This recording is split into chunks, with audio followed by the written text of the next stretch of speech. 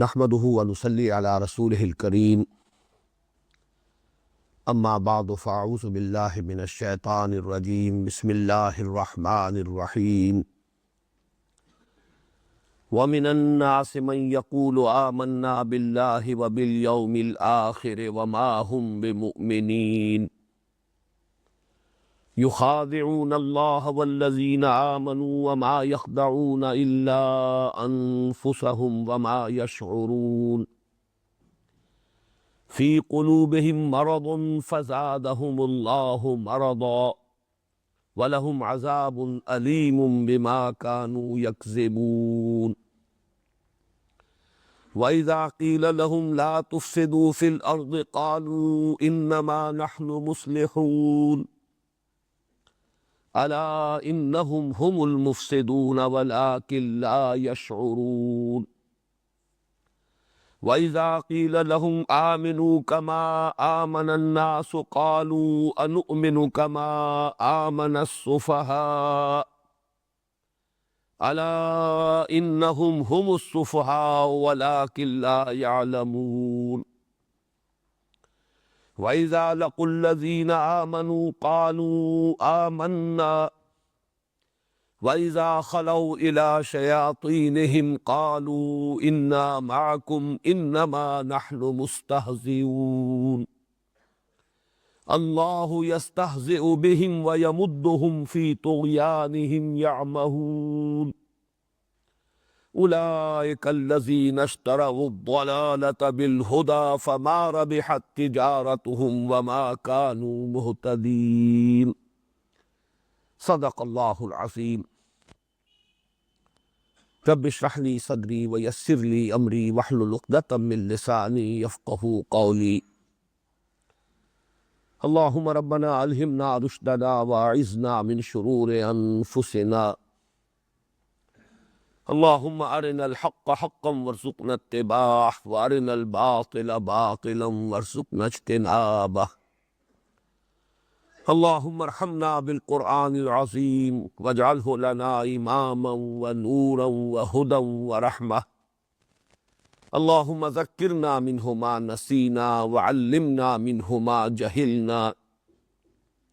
وارزقنا تلاوته آناء الليل وآناء النهار واجعله لنا حجة يا رب العالمين آمین۔ گزشتہ ہفتے ہم نے سورہ بقرہ کے پہلے رکوع کا مطالعہ مکمل کر لیا تھا، لیکن اس کے سلسلے کا ایک قرض مجھے ابھی ادا کرنا ہے۔ میں نے سورہ بقرہ کے پہلے رکوع کے مضامین کی ایک نظیر کے طور پر یا اس کے مثنیٰ کے طور پر سورہ یاسین کے پہلی رکوع کی آیات آپ کے سامنے رکھی تھی اور ان کا تقابلی مطالعہ کیا تھا، اس لیے کہ جو الفاظ سورہ بقرہ کے پہلے رکوع میں آئے ہیں سواء علیہم انذرتہم ام لم تنذرہم لا یؤمنون، بعین ہی یہی الفاظ سورہ یاسین میں بھی آئے ہیں۔ اس اعتبار سے ان دونوں مقامات میں باہم بڑی مشابہت ہے۔ پھر جیسے سورہ بقرہ کے شروع میں یؤمنون بالغیب، اور میں نے عرض کیا تھا کہ ایک رائے یہ ہے کہ یہ بات ظرف کی ہے، غیب میں رہتے ہوئے ایمان لانا، اس کی بھی مثال وہاں موجود ہے۔ وَخَشِيَ الرَّحْمَنَ بِالْغَیب، وہ لوگ کہ جو رحمان سے خوف رکھتے ہیں، رحمان کا خوف رکھتے ہیں اس کے باوجود کہ غیب میں ہے۔ تو یہ چند چیزیں ایسی تھیں کہ جو ان دونوں مقامات کے مابین مشترک ہے، لیکن واقعہ یہ ہے کہ سورہ بقرہ کی ابتدائی 5 آیات کا مثنیٰ قرآن حکیم میں سورہ لقمان کی ابتدائی 5 آیات ہیں، اور وہاں اس نے اتفاق یہ بھی ہے کہ جیسے سورہ بقرہ کا آغاز ہوا ہے حروف مقطعات الف لام میم سے، ویسے ہی سورہ لقمان کا آغاز بھی الف لام میم سے ہوتا ہے۔ میں وہ آیات آپ کو سنا رہا ہوں، اس سے آپ کو اندازہ ہوگا کتنی گہری مشابہت ہے سورہ بقرہ کی ابتدائی 5 آیات اور سورہ لقمان کی ابتدائی 5 آیات میں۔ مجھے امید ہے کہ سورہ بقرہ کی وہ 5 آیات تو آپ میں سے اکثر کو یاد ہوں گی۔ سورہ لقمان کی ابتدائی 5 آیات کی سماعت فرمائیے۔ الف لام میم تلک آیات الکتاب الحکیم ہدی ورحمۃ للمحسنین الذین یقیمون الصلاۃ ویؤتون الزکاۃ وہم بالآخرۃ ہم یوقنون اولئک علی ھدی من ربہم واولئک ھم المفلحون۔ آپ نے نوٹ کیا کہ وہاں بھی اولئک ھم المفلحون پر ختم ہوئی 5ویں آیت، یہاں بھی اولئک علی ھدی من ربہم واولئک ھم المفلحون، جو کہ تو وہی الفاظ یہاں بھی ہیں، حروف مقطعات بھی وہی ہیں۔ وہاں آغاز میں ذالک الکتاب لا ریب فیہ، یہاں فرمایا تلک آیات الکتاب الحکیم، یہ آیات ہے اس کتاب کی جو حکمت بھری ہے، محکم ہے، پختہ ہے، اور بہت دلچسپی کا ہے یہ تقابلی مطالعہ۔ وہاں فرمایا ھدی للمتقین، یہاں فرمایا ھدی ورحمۃ للمحسنین۔ یہ احسان کا درجہ بلند ترین درجہ ہے۔ اسلام، ایمان، احسان، تقویٰ در حقیقت وہ روح باطنی ہے کہ جو ان تینوں مدارج پر، تینوں مراحل پر اگر موجود ہے تو حقیقتاً اسلام اسلام ہے، ایمان ایمان ہے، احسان احسان ہے۔ لیکن یہ کہ بلند ترین درجہ جو ہے وہ احسان ہے۔ یہاں متقین کی بجائے چونکہ محسنین فرمایا، لہذا محض ہدایت کے لفظ پر کفایت نہیں کی، ھدی ورحمۃ للمحسنین۔ اس کے بعد الذین یقیمون الصلاۃ، اور وہاں تھا ومما رزقناہم ینفقون، یہاں ہے الذین یقیمون الصلاۃ ویؤتون الزکاۃ، گویا کہ وہاں انفاق، یہاں زکوٰۃ کی جو اصطلاح ہے وہ لے آئی گئی۔ وبالآخرۃ ہم یوقنون، بعین ہی یہ الفاظ سورہ بقرہ کے آغاز میں بھی ہے، ابتدائی 5 آیات میں۔ البتہ خاص طور پر میں نوٹ کرنا چاہتا ہوں کہ سورہ بقرہ کی ابتدائی 5 آیات کا ایک مضمون وہ ہے جو ان میں بالکل نہیں ہے، سورہ لقمان کی ان آیات میں۔ الذین یؤمنون بما انزل الیک وما انزل من قبلک، یہ جو سورہ بقرہ میں الفاظ آئے ہیں اور یہاں نہیں آئے، اس کا سبب نوٹ کر لیجئے کہ یہ مکی صورت ہے، سورہ لقمان، اور ظاہر بات ہے کہ اہل مکہ کو جو دعوت دی جا رہی تھی وہ حضور صلی اللہ علیہ وسلم پر ایمان لانے کی دعوت، اور وہ چونکہ آپ سے پہلے کی کسی کتاب پر ایمان نہیں رکھتے تھے، لہذا اس کے تذکرے کی چندہ ضرورت نہیں تھی، محض حضور صلی اللہ علیہ وسلم پر ایمان لے آنا اور قرآن حکیم پر ایمان لے آنا ان کے لیے کفایت کرتا تھا۔ سورہ بقرہ میں نے عرض کیا تھا کہ یہ سورۃ الامتین ہے، اس کا نصف اول جو ہے اس میں خطاب تمام تر جو ہے وہ اہل کتاب بالخصوص یہود سے ہے، چاہے صراحتاً ہے اور چاہے اشارتاً ہے، لیکن خطاب کا رخ جو ہے وہ یہود کی طرف ہے، اور ان کے ضمن میں یہ کہنے کی ضرورت ہے والذین یؤمنون بما انزل الیک وما انزل من قبلک، یہ در حقیقت انہی پر تعریض ہو رہی ہے کہ یہ جو محمد پر ایمان لانے والے ہیں صلی اللہ علیہ وسلم، اور جنہوں نے استفادہ کیا ہے قرآن حکیم کی ہدایت سے، ان میں وہ تن نظری نہیں ہے کہ صرف اسی کو مانے کہ جو نازل کیا گیا محمد پر صلی اللہ علیہ وسلم، بلکہ پوری وسعت قلب کے ساتھ وہ ایمان رکھتے ہیں اس تمام کتابوں پر جو حضور صلی اللہ علیہ وسلم سے پہلے نازل ہوئی۔ میں پھر عرض کر رہا ہوں کہ اس میں تعریض ہے یہود پر کہ تمہارے اندر وہ تنگ نظری ہے، وہ تعصب ہے، تم اس تنگ دلی کے میں گرفتار ہو کہ تم صرف اپنی کتاب کو ماننے پر اکتفا کر رہے ہو اور قرآن مجید پر ایمان نہیں لا رہے۔ تو یہ مدنی اور مکی صورت ہونے کے اعتبار سے کہ سورہ بقرہ مدنی صورت ہے، سورہ لقمان مکی صورت ہے، اس اعتبار سے آپ نے یہ فرق نوٹ کیا کہ یہاں وہ مضمون نہیں ہے سورہ لقمان میں کہ والذین یؤمنون بما انزل الیک وما انزل من قبلک، اور یہاں میں چاہتا ہوں کہ آج کا جو ہمارا سبق ہے اس کے اعتبار سے بھی یہ بات اہم ہے کہ نوٹ کر لیں کہ یہ پہلے 4 رکوع جو ہیں جن میں کہیں صراحت الخطاب نہیں ہے بنی اسرائیل سے، ان میں بھی اصلاً روح سخن انہی کی طرف ہے۔ پورا نصف اول جو ہے 18ویں رکوع تک، ان میں سے صرف 10 رکوع درمیانی وہ ہے جو شروع میں عرض کر چکا ہوں جن میں براہ راست خطاب ہے، یا بنی اسرائیل اذکروا نعمتی التی انعمت علیکم واوفوا بعہدی اوف بعہدکم، یہاں سے بات شروع ہوئی اور 15ویں رکوع تک مسلسل وہ گفتگو چلی ہے۔ لیکن پہلے 4 رکوع اور اس کے بعد کے 4 رکوعوں میں چاہے صراحتاً خطاب نہیں ہے یہود سے یا بنی اسرائیل سے، لیکن یہاں بھی روئے سخن انہی کی طرف ہے۔ اب آئیے آج ہم سورہ بقرہ کے دوسرے رکوع کا مطالعہ شروع کر رہے ہیں۔ یہ رکوع خاصا طویل ہے۔ ارادہ تو یہ ہے کہ آج اور کل میں ہم اس کا مطالعہ مکمل کر لیں، لیکن بہرحال جیسا کہ اس سے پہلے بھی میں عرض کرتا رہا ہوں، انسان صرف ارادہ کر سکتا ہے، اس کی تکمیل اللہ کے ہاتھ میں ہے۔ میری پوری کوشش ہوگی کہ زیادہ تفصیلات میں نہ جاؤں اور 2 دنوں میں اس رکوع کا مطالعہ میں مکمل کر لوں۔ لیکن یہ کہ آج میں ذرا اپنے درس کے انداز میں یہ تبدیلی لا رہا ہوں کہ پہلے یہ 9 آیات، 13 آیات میں سے میں نے 9 آیات ابھی تلاوت کی ہیں، پہلے ان کا ایک رواں ترجمہ ہم کر لیں تاکہ اندازہ ہو جائے کہ اس میں مضامین کیا آ رہے ہیں۔ پھر کچھ گفتگو تمہیدی کرنی ہوگی، اور اس میں ایک اہم مسئلہ ہے کہ یہاں کچھ لوگوں کا ذکر ہے لیکن انہیں باقاعدہ معین نہیں کیا گیا کہ وہ کون لوگ ہیں۔ اس کے لیے غور کرنا پڑے گا، جو باتیں کہی جا رہی ہیں ان سے اسی کے حوالے سے معین کرنا ہوگا کہ یہاں خطاب کن سے ہو رہا ہے۔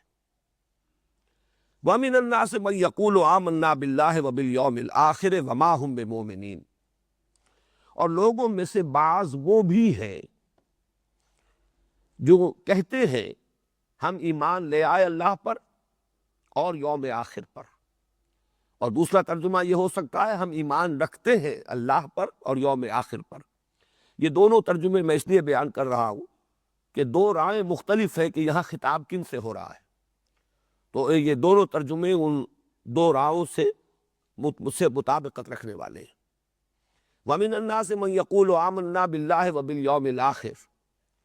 اور لوگوں میں سے کچھ وہ بھی ہیں،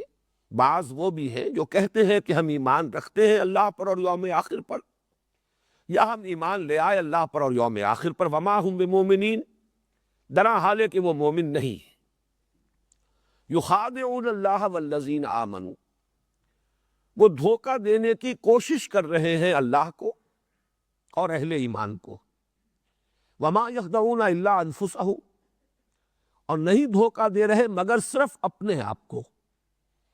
وما یشعرون، لیکن انہیں اس کا شعور نہیں ہے، یا لیکن وہ غور نہیں کرتے۔ یہ بھی 2 تراجم ہیں مختلف۔ فی قلوبہم مرض،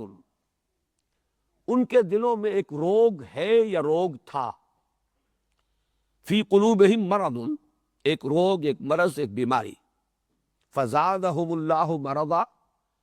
تو بڑھا دیا ان کے لیے اللہ نے ان کے مرض کو، اضافہ کر دیا ان کی بیماری میں، ان کے روگ میں۔ وَلَهُمْ عَذَابٌ أَلِيمٌ بِمَا كَانُوا يَكْذِبُونَ، اور ان کے لیے ہے دردناک عذاب بسبب اس جھوٹ کے جو وہ بولتے رہے، یا دوسرا ترجمہ ہے بسبب اس جھوٹ کے جو وہ کہتے رہے۔ اس کے بھی میں بعد میں وضاحت کروں گا کہ یہ 2 ترجمے کیوں بیان کر رہا ہوں۔ وَإِذَا قِيلَ لَهُمْ لَا تُفْسِدُوا فِي الْأَرْضِ، اور جب ان سے کہا جاتا ہے مت فساد مچاؤ زمین میں، قالوا انما نحن مصلحون، وہ کہتے ہیں کہ ہم تو اصلاح کرنے والے ہیں، مصلحین ہیں۔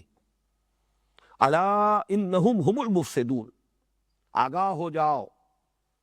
یقیناً وہی مفسد ہے، ولکن لا یشعرون، لیکن انہیں اس کا شعور نہیں ہے، وہ اس کی سمجھ نہیں رکھتے، انہیں اس کا احساس نہیں۔ وَإِذَا قِيلَ لَهُمْ آمِنُوا كَمَا آمَنَ النَّاسُ، اور جب ان سے کہا جاتا ہے ایمان لاؤ جیسے کہ ایمان لائے دوسرے لوگ، یا جیسے کہ ایمان لائے سب لوگ،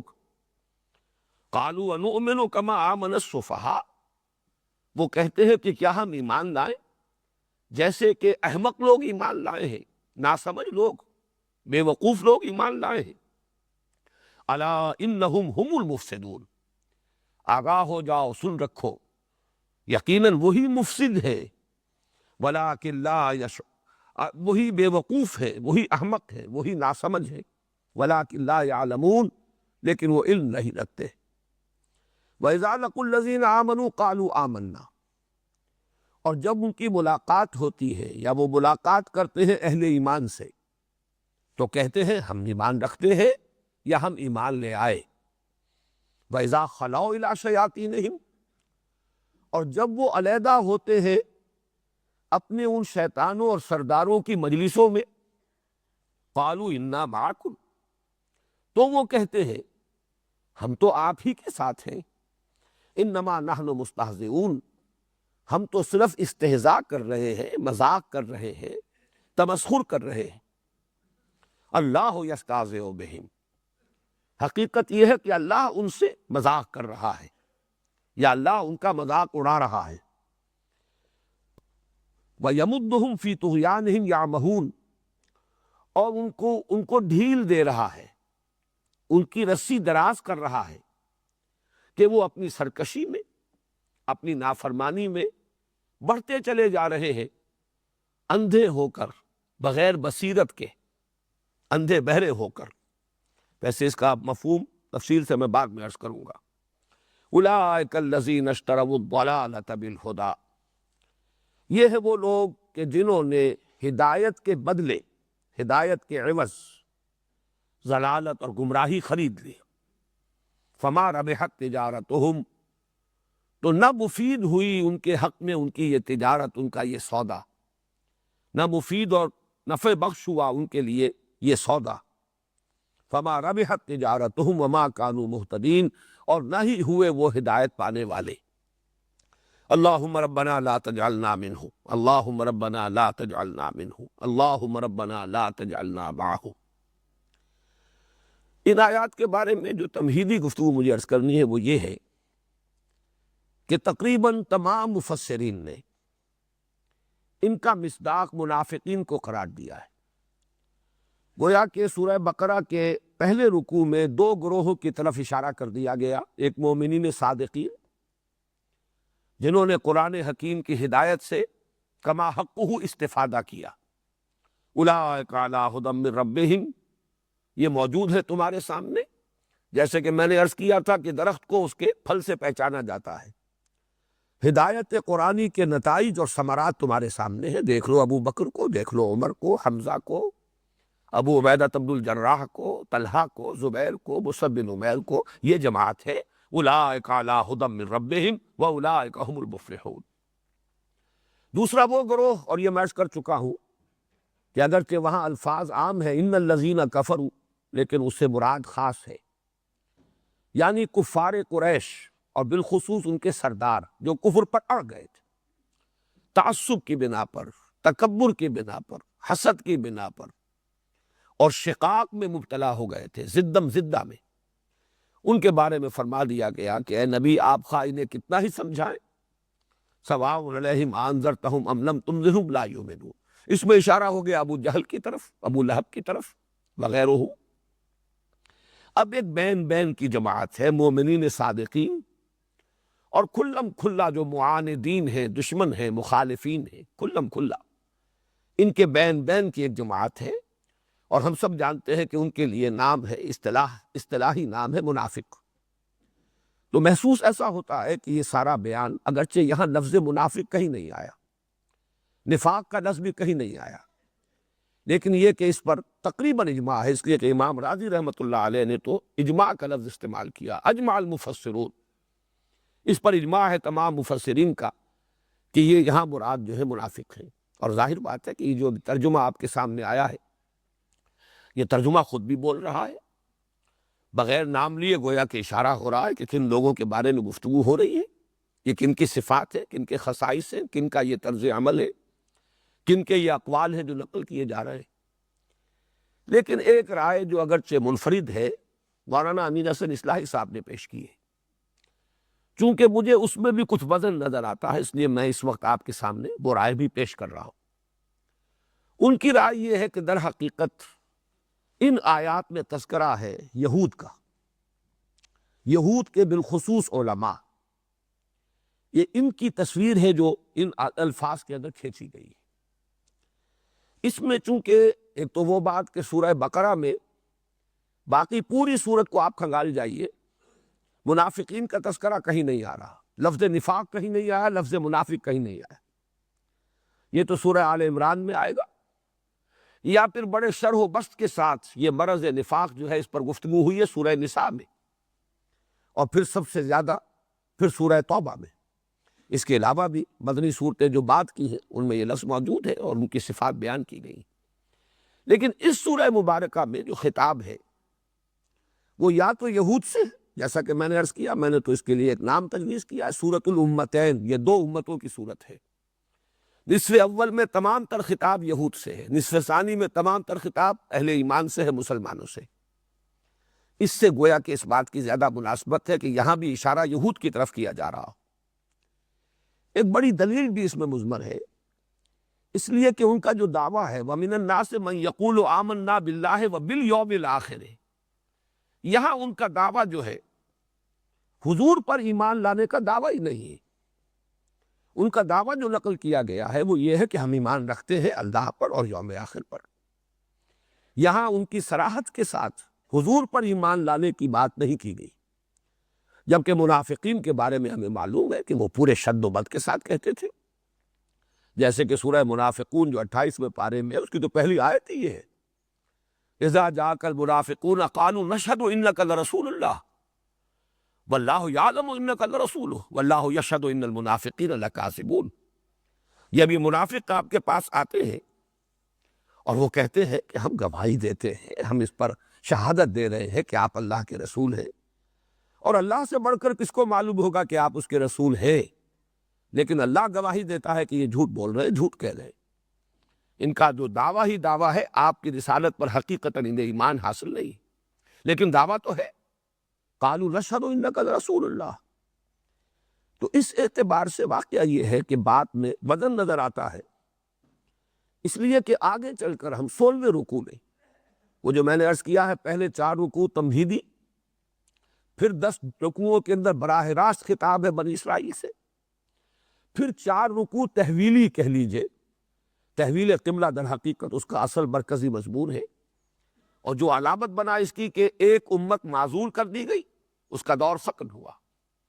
دوسری امت محمد صلی اللہ علیہ وسلم جو نئے قبلے کے گرد اب اس کا تنظیم ہو رہی ہے،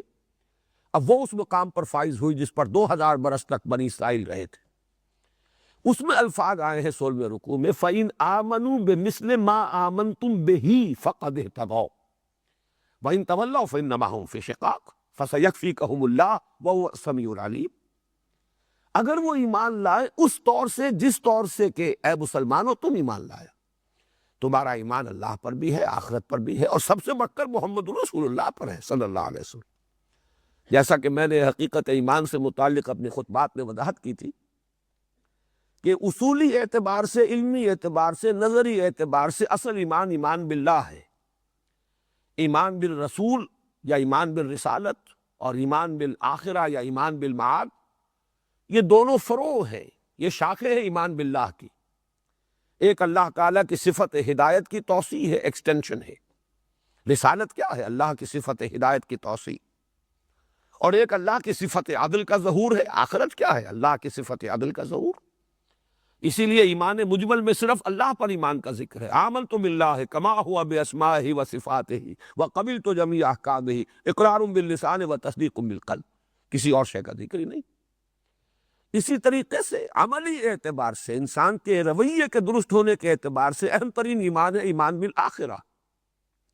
آخرت پر یقین ہوگا تو آدمی سیدھا رہے گا، بولنے سے پہلے تولے گا اور کوئی عمل کرنے سے پہلے سوچے گا کہ میرے لیے جائز ہے یا نہیں. اسی طریقے سے جہاں تک قانونی ایمان کا تعلق ہے، اصل ایمان ہے ایمان بالرسول.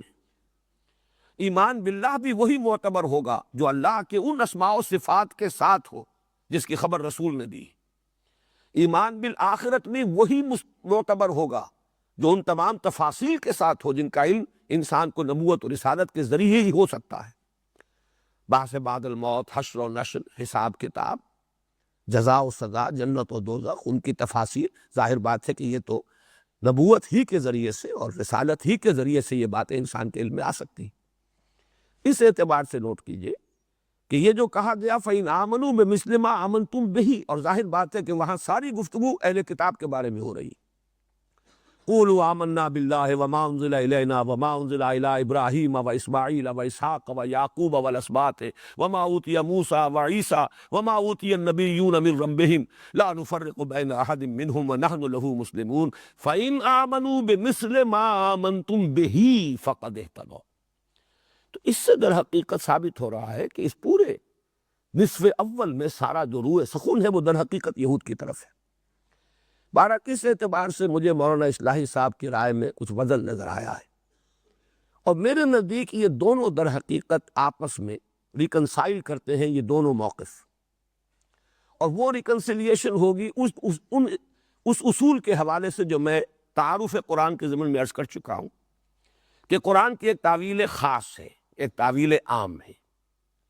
تعویل خاص یہ ہے کہ آپ ان آیات کو خاص کانٹیکسٹ جن میں وہ نازل ہوئی ہیں، وہ حالات کیا تھے، مخاطب کون تھے، اس وقت کی کیفیات کیا تھی، اس میں رکھ کر، اس فریم آف ریفرنس میں رکھ کر ان پر غور کریں۔ اور تعویل عام وہ ہے جس کے لیے اصول یہ ہے کہ الاعتبار لعموم اللفظ لا لخصوص سبب، خصوص سبب کے اعتبار سے نہیں اعتبار کیا جائے گا، بلکہ یہ کہ اصل میں تو الفاظ پر ان کے عموم کو پیش نظر رکھ کر تعویل جو ہے ابد الآباد تک کے لیے قرآن مجید اگر ہدایت نامہ ہے تو اس سے ہٹ کر بھی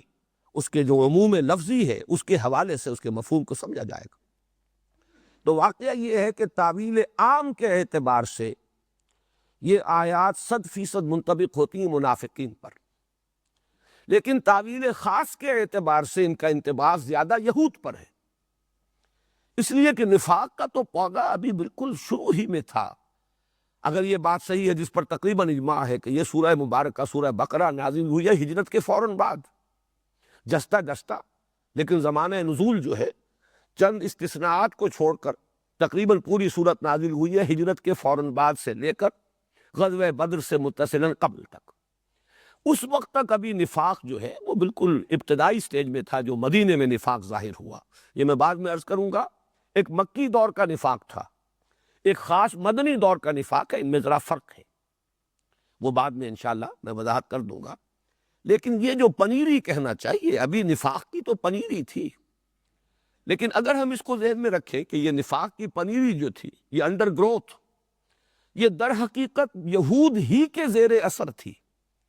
اصل وہ تناور درخت جو تھے وہ علماء یہود تھے کہ جن کا بڑا اثر تھا مدینے کے معاشرے پر، ان کے علم کا، ان کے تدین کا، کہ ان کے پاس ایک شریعت ہے، یہ مہذب لوگ ہیں، یہ متمدن لوگ ہیں، ان کے ہاں قاضی ہے، ان کا ایک قانون ہے، ان کے ہاں فیصلے ہوتے ہیں، یہ صاحب کتاب ہے، صاحب علم ہے۔ تو اوس اور خزرج کے لوگوں پر ان کا بڑا رعب تھا،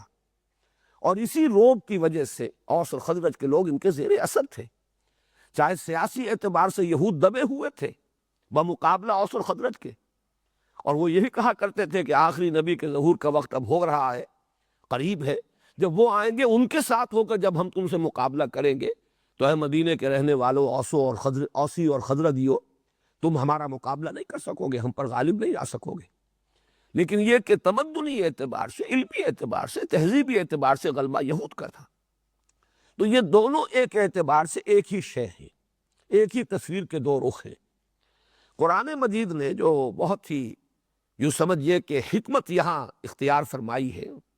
وہ یہ ہے کہ نام لیے بغیر خصائص بیان کر دیے، جس کو بھی یہ فٹ بیٹھ جائے۔ ایک دروں بینی کی دعوت دی جا رہی ہے کہ ہر شخص اپنا جائزہ لے، جیسا کہ حضور صلی اللہ علیہ وسلم کا بڑا حکیمانہ طرز عمل تھا کہ آپ اگر کچھ معین لوگوں پر تنقید بھی فرمانا چاہتے تھے تو عموم کے الفاظ میں، کیا ہو گیا ہے قوم کو، کیا ہو گیا لوگوں کو کہ ایسا اور ایسا کر رہے ہیں، بجائے اس کے کہ معین کر دیا جائے کہ فلاں شخص نے یہ کیا، غلط حرکت کی ہے، اسے ایسا نہیں کرنا چاہیے۔ اس میں ظاہر بات ہے جب نشاندہی ہو جاتی ہے تو کچھ زندم زندہ کا پیدا ہونا جو ہے اس کا بھی اندیشہ ہے، کچھ ہردرمی پیدا ہو جاتی ہے کہ اب رسوائی تو ہو ہی گئی، اب ظاہر بات ہے کہ اب آدمی اس کے اندر پھر اور آگے نکل جاتا ہے، ایک طرح کی ڈھٹائی پیدا ہو جاتی ہے۔ اس کی بجائے بہتر یہ ہے جب تک کہ اصلاح کی توقع ہو اس وقت تک ننگا نہ کیا جائے، بلکہ یہ کہ ڈھکے چھپے انداز میں بات کی جائے کہ نشاندہی بھی ہو جائے، تاکہ جس کے اندر بھی اصلاح پذیری کا کوئی مادہ ہے وہ خود اپنے گریبان میں جھانکے۔ وَمِنَ النَّاسِ سے لوگ ہیں ایسے کچھ کر رہے ہیں، لوگوں کو کیا ہو گیا، مَا بَالُ قَوْمٍ، لوگوں کا کیا حال ہے یہ کہ فلاں فلاں یفعلون کذا و کذا، یہ کام کر رہے ہیں۔ تو یہ سمجھتا ہوں میں کہ نہایت حکیمانہ انداز ہے، اور حضور صلی اللہ علیہ وسلم کا وہ انداز اور قرآن حکیم کا یہاں انداز۔ بلکہ میں نے اس سے پہلے بھی عرض کیا، جب بھی یہ مقام میں پڑھتا ہوں تو مجھے یاد آ جاتا ہے، یہ پری پارٹیشن دور کی بات کر رہا ہوں۔ دہلی میں کناٹ پلیس ایک بڑی اہم جگہ ہے، نئی دہلی میں بڑی مارکیٹ ہوا کرتے تھے ایک زمانے میں، اب تو ظاہر بات ہے اور مارکیٹیں اس سے بھی کہیں آگے بن گئی، اگرچہ بڑی وہ گنجان جگہ ہے اور بہت مرکزی مقام ہے۔ مجھے یاد ہے یہ اپنے اسکول ڈیز کا واقعہ، جب ہم جایا کرتے تھے دہلی تو وہاں ایک جوتوں کی دکان تھی، اور اس دکان پر ایک بہت بڑا بوٹ، کئی فٹ لمبا بوٹ لٹکا ہوا تھا اس کے ایک علامت کے طور پر، اور بڑا پیارا جملہ انگریزی کا لکھا ہوا تھا، free to home it fits, لے جائے جس کے پاؤں میں یہ فٹ آ جائے وہ لے جائے، مفت۔ تو یہ گویا کہ ایک بڑا خوبصورت انداز تھا ان کا پبلسٹی کا۔ تو یہاں بھی قرآن مجید نے کردار کشی کر دی ہے، ایک نقشہ کھینچ دیا ہے، free to home it fits. اب ہر شخص جو ہے وہ جائزہ لے لے کہ کہیں یہ اوصاف اس میں تو نہیں ہے، یہ خصائص اس میں تو نہیں، یہی صفات جو ہے کہیں اس کے اندر تو موجود نہیں ہے، تاکہ اگر اس میں اصلاح پذیری کا مادہ ہے، ایک تو یہ ہے کہ جو اس حد سے گزر گئے، ایک تو وہ انتہا ہے کہ ختم اللہ علی قلوبہم وعلی سمعہم وعلی ابصارہم غشاوہ ولہم عذاب عظیم، اور سواء علیہم انذرتہم ام لم تنذرہم لا یؤمنون، جو اس حد کو پہنچ جائے ان کا معاملہ جدا ہے۔ لیکن جن میں کوئی اصلاح پذیری کی گنجائش ہے، مادہ موجود ہے، وہ پھر دروبینی کریں، اپنے گریبانوں میں جھانکیں۔ اس اعتبار سے میرے نزدیک دونوں باتیں صحیح ہیں۔ تعبیر خاص اس صورت کا ایک خاص کانٹیکسٹ، جس زمانے میں یہ نازل ہوئی، روح سخن تمام تر نصف اول میں جن کی جانب ہے، اس کے اعتبار سے دیکھیں تو یہاں مخاطب جو ہے یا جن کی طرف اشارہ کیا جا رہا ہے، مشار الیہ، یہ یہود ہے، بالخصوص ان کے علماء۔ اور اگر اس کے عموم کو لے، عموم لفظ کو اگر سامنے رکھیں ابد الآباد تک کے لیے، تو واقعہ یہ ہے کہ یہ بھی نوٹ کر لیجئے، 2 منٹ اس میں بھی میں لگا لوں، کہ کسی بھی نئی دعوت کے رد عمل میں، بالخصوص جب کہ وہ دعوت انقلابی ہو، تو 3 طرز عمل لازماً پیدا ہوں گے،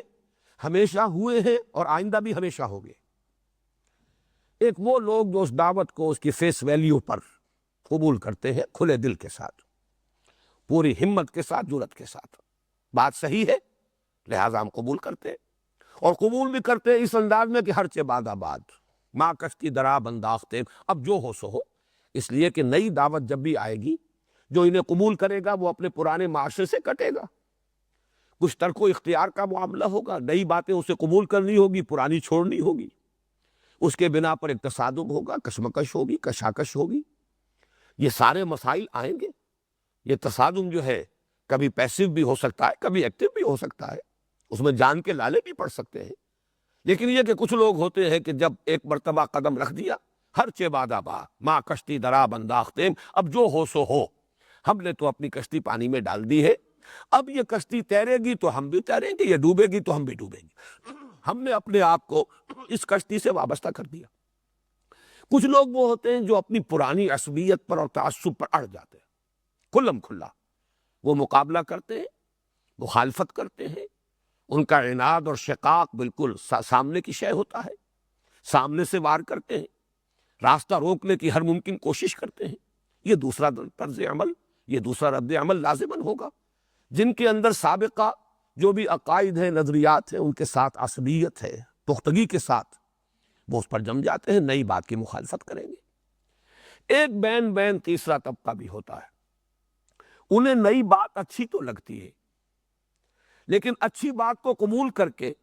اب اس کے نتیجے میں جو وہ کشاکش پیدا ہوئی، اب کچھ چھوڑنا پڑ رہا ہے، کچھ نئی چیزیں اختیار کرنی پڑ رہی ہیں، پرانی دوستیاں ٹوٹ رہی ہیں، پرانی رشتہ داریاں ختم ہو رہی ہیں، گھروں میں اب کشاکش شروع ہو گئی ہے، تصادم ہے، اس میں وہ ثابت قدم نہیں رہ پاتے اور وہ مذبذب ہو کر رہ جاتے ہیں، لا الہ ہؤلاء ولا الہ ہؤلاء مذبذبین بین ذلک،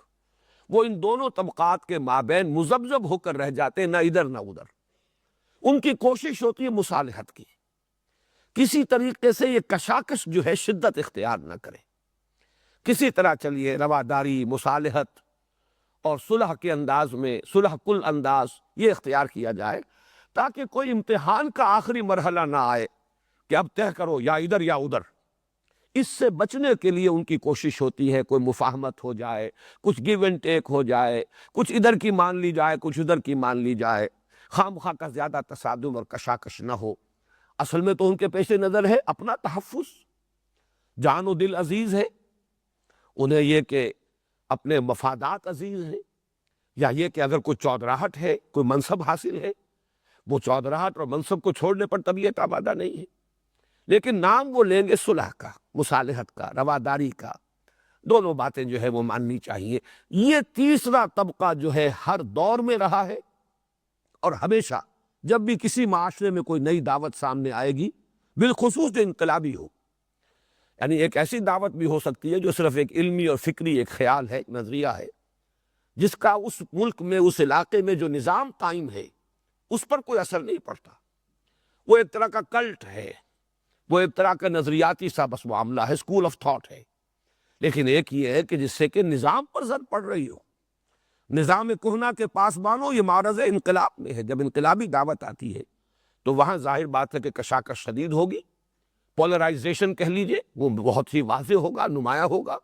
جیسا کہ میں نے عرض کیا، کچھ لوگ ہرچہ باد آباد کے انداز میں اس کو تسلیم کریں گے، قبول کریں گے، کچھ لوگ صریح اور کھلم کھلا مخالفت اور دشمنی پر اڑ جائیں گے، اور کچھ لوگ یہ بیچ کے طبقات میں ہوں گے۔ چنانچہ مکی دور میں بھی ایسا ہی ایک کردار ہے۔ ویسے تو ظاہر بات ہے کہ میں نے یہ اس سے پہلے آخری جو حصے کے درس میں دے چکا ہوں، ریکارڈ ہو چکے ہیں، میں تفصیل سے بیان کیا ہے۔ ایک کردار ابو جہل کا تھا، کھلم کھلا معاند، سامنے سے حملہ کرنے والا۔ ایک کردار ابو لہب کا تھا، ہر خیر سے، ہر خوبی سے بالکل خالی۔ ایک ولید بن مغیرہ کا تھا۔ ولید بن مغیرہ جو ہے مصالحت، مفاہمت، ودو لو تدہنوا فیدہنون، یہ جو سورہ نون میں آیا ہے، اور اللہ تعالیٰ کا سب سے زیادہ غضب اس تیسرے کردار پر بھڑکا ہے۔ فلا تطع المکذبین ودوا لو تدہن فیدہنون ولا تطع کل حلاف مہین ہماز مشاء بنمیم مناع للخیر معتد اثیم عتل بعد ذلک زنیم ان کان ذا مال وبنین اذا تتلی علیہ آیاتنا قال اساطیر الاولین سنسبہ علی الخرطوم۔ بڑے سخت الفاظ ہیں، مذمت کے لیے بھی بہت ہی اسٹرانگ ورڈز ہیں جو قرآن نے استعمال کیے ہیں، اور تقریباً اجماع اس پر کہ ولید بن مغیرہ کا کردار ہے مصالحانہ، کچھ دو کچھ لو، کچھ اپنی منوا لو محمد، کچھ اپنی قوم کی مان لو۔ یہ تصادم، یہ فساد، آخر اس کا کیا فائدہ ہے؟ گھر گھر جو ہے میدان جنگ کا نقشہ ہو گیا، آپس میں بھائی لڑ گئے، آپس میں اولاد اور والدین کے مابین جدائی ہو گئی ہے۔ تو یہ تیسرا کردار مکے میں بھی تھا، مصالحت کے نام پر، رواداری کے نام پر، مفاہمت کے نام پر، کچھ گیو اینڈ ٹیک کے ذریعے سے آپس میں صلح کرنے کا انداز، اور یہی پھر مدینے کے اندر بھی آیا ہے۔ اور اس میں جیسا کہ میں نے عرض کیا، اس میں یہود بھی تھے، وہ کس انداز میں تھے وہ ابھی میں عرض کروں گا، اور اس میں وہ منافقین بھی تھے۔ اور نفاق جو ہے در حقیقت مدینے میں یہ انڈر گروتھ ہے، جیسے بڑے بڑے درختوں کے نیچے گھاس اور کچھ اور پودے چھوٹے چھوٹے اگاتے ہیں، تو یہ مدینے میں جو نفاق کی فصل جو ہے اپجی ہے،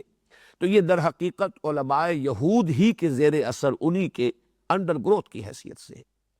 اب آئیے ہم اس کے ایک ایک لفظ کے حوالے سے، ایک ایک آیت کے حوالے سے بات کرتے ہیں۔ وَمِنَ النَّاسِ مَن يَقُولُ آمَنَّا بِاللَّهِ وَبِالْيَوْمِ الْآخِرِ وَمَا هُمْ بِمُؤْمِنِينَ۔ من تبعیضیہ ہے، لوگوں میں سے بعض ایسے بھی ہیں۔ چونکہ یہاں ناس کا لفظ پہلی مرتبہ اب آ رہا ہے قرآن حکیم میں، جو اب ہم نے دوبارہ پڑھنا شروع کیا ہے، تو اس کی بھی تھوڑی سی وضاحت میں آپ کے سامنے کر دوں۔ انس اور انسان، جس کے لیے یہ اسم جمع ہے الناس، اس کے بارے میں تین آراء ہے کہ اس کا اصل مادہ کیا ہے۔ ایک رائے یہ ہے کہ یہ نسیان سے بنا ہے، بھول جانا، اور یہ رائے حضرت ابن عباس رضی اللہ تعالی عنہما سے مروی ہے۔ سمی انسانا لأنہ عہد الیہ فنسی، یہ سورہ طٰہٰ میں ذکر موجود ہے کہ ہم نے آدم سے ایک عہد لیا تھا لیکن وہ بھول گیا، فنسی۔ تو اس سے یہ افعلان کے وزن پر انسیان اصل لفظ ہے، جس میں سے ایک یہ جو ہے درمیان میں سے حذف ہو گئی تو انسان بن گیا ہے۔ ایک رائے یہ مبالغے کا وزن ہے افعلان کے وزن پر۔ دوسری رائے یہ کہ یہ انس سے بنا ہے، انس باہمی محبت، معانست، ایک دوسرے کی طرف ایک دوسرے سے ایک قرب اور تعلق۔ انس تو یہ اردو میں عام معروف شے ہے، اور اسی سے یہ بات ذہن میں رکھیے کہ انسان کے بارے میں مانا جاتا ہے کہ یہ گریگوریس اینیمل ہے، یہ مدنی الطبع حیوان ہے، مل جل کر رہنا جو ہے آپس میں مانوس ہو کر، یہ گویا کہ اس کی طبیعت کا ایک حصہ ہے۔ تیسری رائے یہ کہ آنسا کا لفظ آتا ہے دیکھنے کے معنی میں، وآنس جانب طور الایمن نارا، حضرت موسیٰ علیہ السلام کے بارے میں آیا ہے کہ انہوں نے طور کے ایک طرف ایک جانب جو ہے آگ دیکھی، تو انہوں نے پھر اپنے اہل و عیال سے کہا کہ تم یہاں ذرا انتظار کرو، میں جاتا ہوں۔ تو آنسا تو اس کے معنی ہے دیکھنا۔ تو انسان در حقیقت بمقابلہ جن، جن کا مادہ ہی جیم نون نون یہ آتا ہے مخفی شے کے لیے، وہ چونکہ غیر مرئی مخلوق ہے، نظر نہیں آتے، اس لیے وہ جن کہلاتے ہیں۔ انسان انسان اس لیے کہلاتا ہے کہ وہ مرئی ہے، نظر آتا ہے، دیکھا جا سکتا ہے۔ تو تیسری رائے یہ ہے۔ اب انس کی جمع اناسی ہے، اناسی یا کثیرہ قرآن حکیم میں ایک مقام پر آیا، اور پھر اسی پر اگر الف لام لگتا ہے تو گویا کہ الاناس کے بجائے یہ الناس یہ لفظ ہے، یہ گویا کہ اس کی جو ہے اس کی لغوی بحث جو ہے وہ میں نے آپ کے سامنے پیش کر دی۔ وَمِنَ النَّاسِ، اور لوگوں میں سے کچھ ایسے بھی ہیں، من یقول آمنا باللہ وبالیوم الآخر وما ہم بمؤمنین، جو دعویٰ کرتے ہیں کہ ہم ایمان رکھتے ہیں اللہ پر اور یوم آخر پر، درحال ہے کہ وہ مومن نہیں۔ یہ رکھتے ہیں کہ ترجمہ در حقیقت اس تعویل خاص کے اعتبار سے ہے۔ یہود کا دعویٰ یہ تھا کہ اے مسلمانوں، ہم پہلے سے مانتے ہیں اللہ کو اور اس کی توحید کو، ہم پہلے سے ایمان رکھتے ہیں آخرت پر، بعث بعد الموت پر، لہذا ہمیں مومن مانو، ہم بھی مومن ہیں۔ کوئی ضروری بات نہیں ہے محمد پر ایمان لانا صلی اللہ علیہ وسلم۔ بظاہر یہ بات بڑی مضبوط سی بھی لگتی ہے کہ اصولی باتیں تو یہی دو ہے، باقی تو ایک شخص کا معاملہ، شخص معین کو مانا جائے یا نہ مانا جائے۔ ایمانیات ثلاثہ میں سے اصولی اعتبار سے اگر غور کیا جائے، اللہ کو مان لیا جائے توحید کے ساتھ، آخرت کو مان لیا جائے، قانون مکافات و مجازات کو تسلیم کر لیا جائے، اعمال کے نتائج نکلیں گے، تو در حقیقت وہ جو ایک آیہ مبارکہ میں ہے قالوا انا للہ و انا الیہ راجعون، یہی دو ایمان ہے کہ جو جمع کیے گئے، انا للہ و انا الیہ راجعون، معلوم ہوا ایک اللہ پر ایمان اور ایک اللہ کی طرف لوٹ کر جانے پر یقین، یہ دو چیزیں ہیں اصل میں۔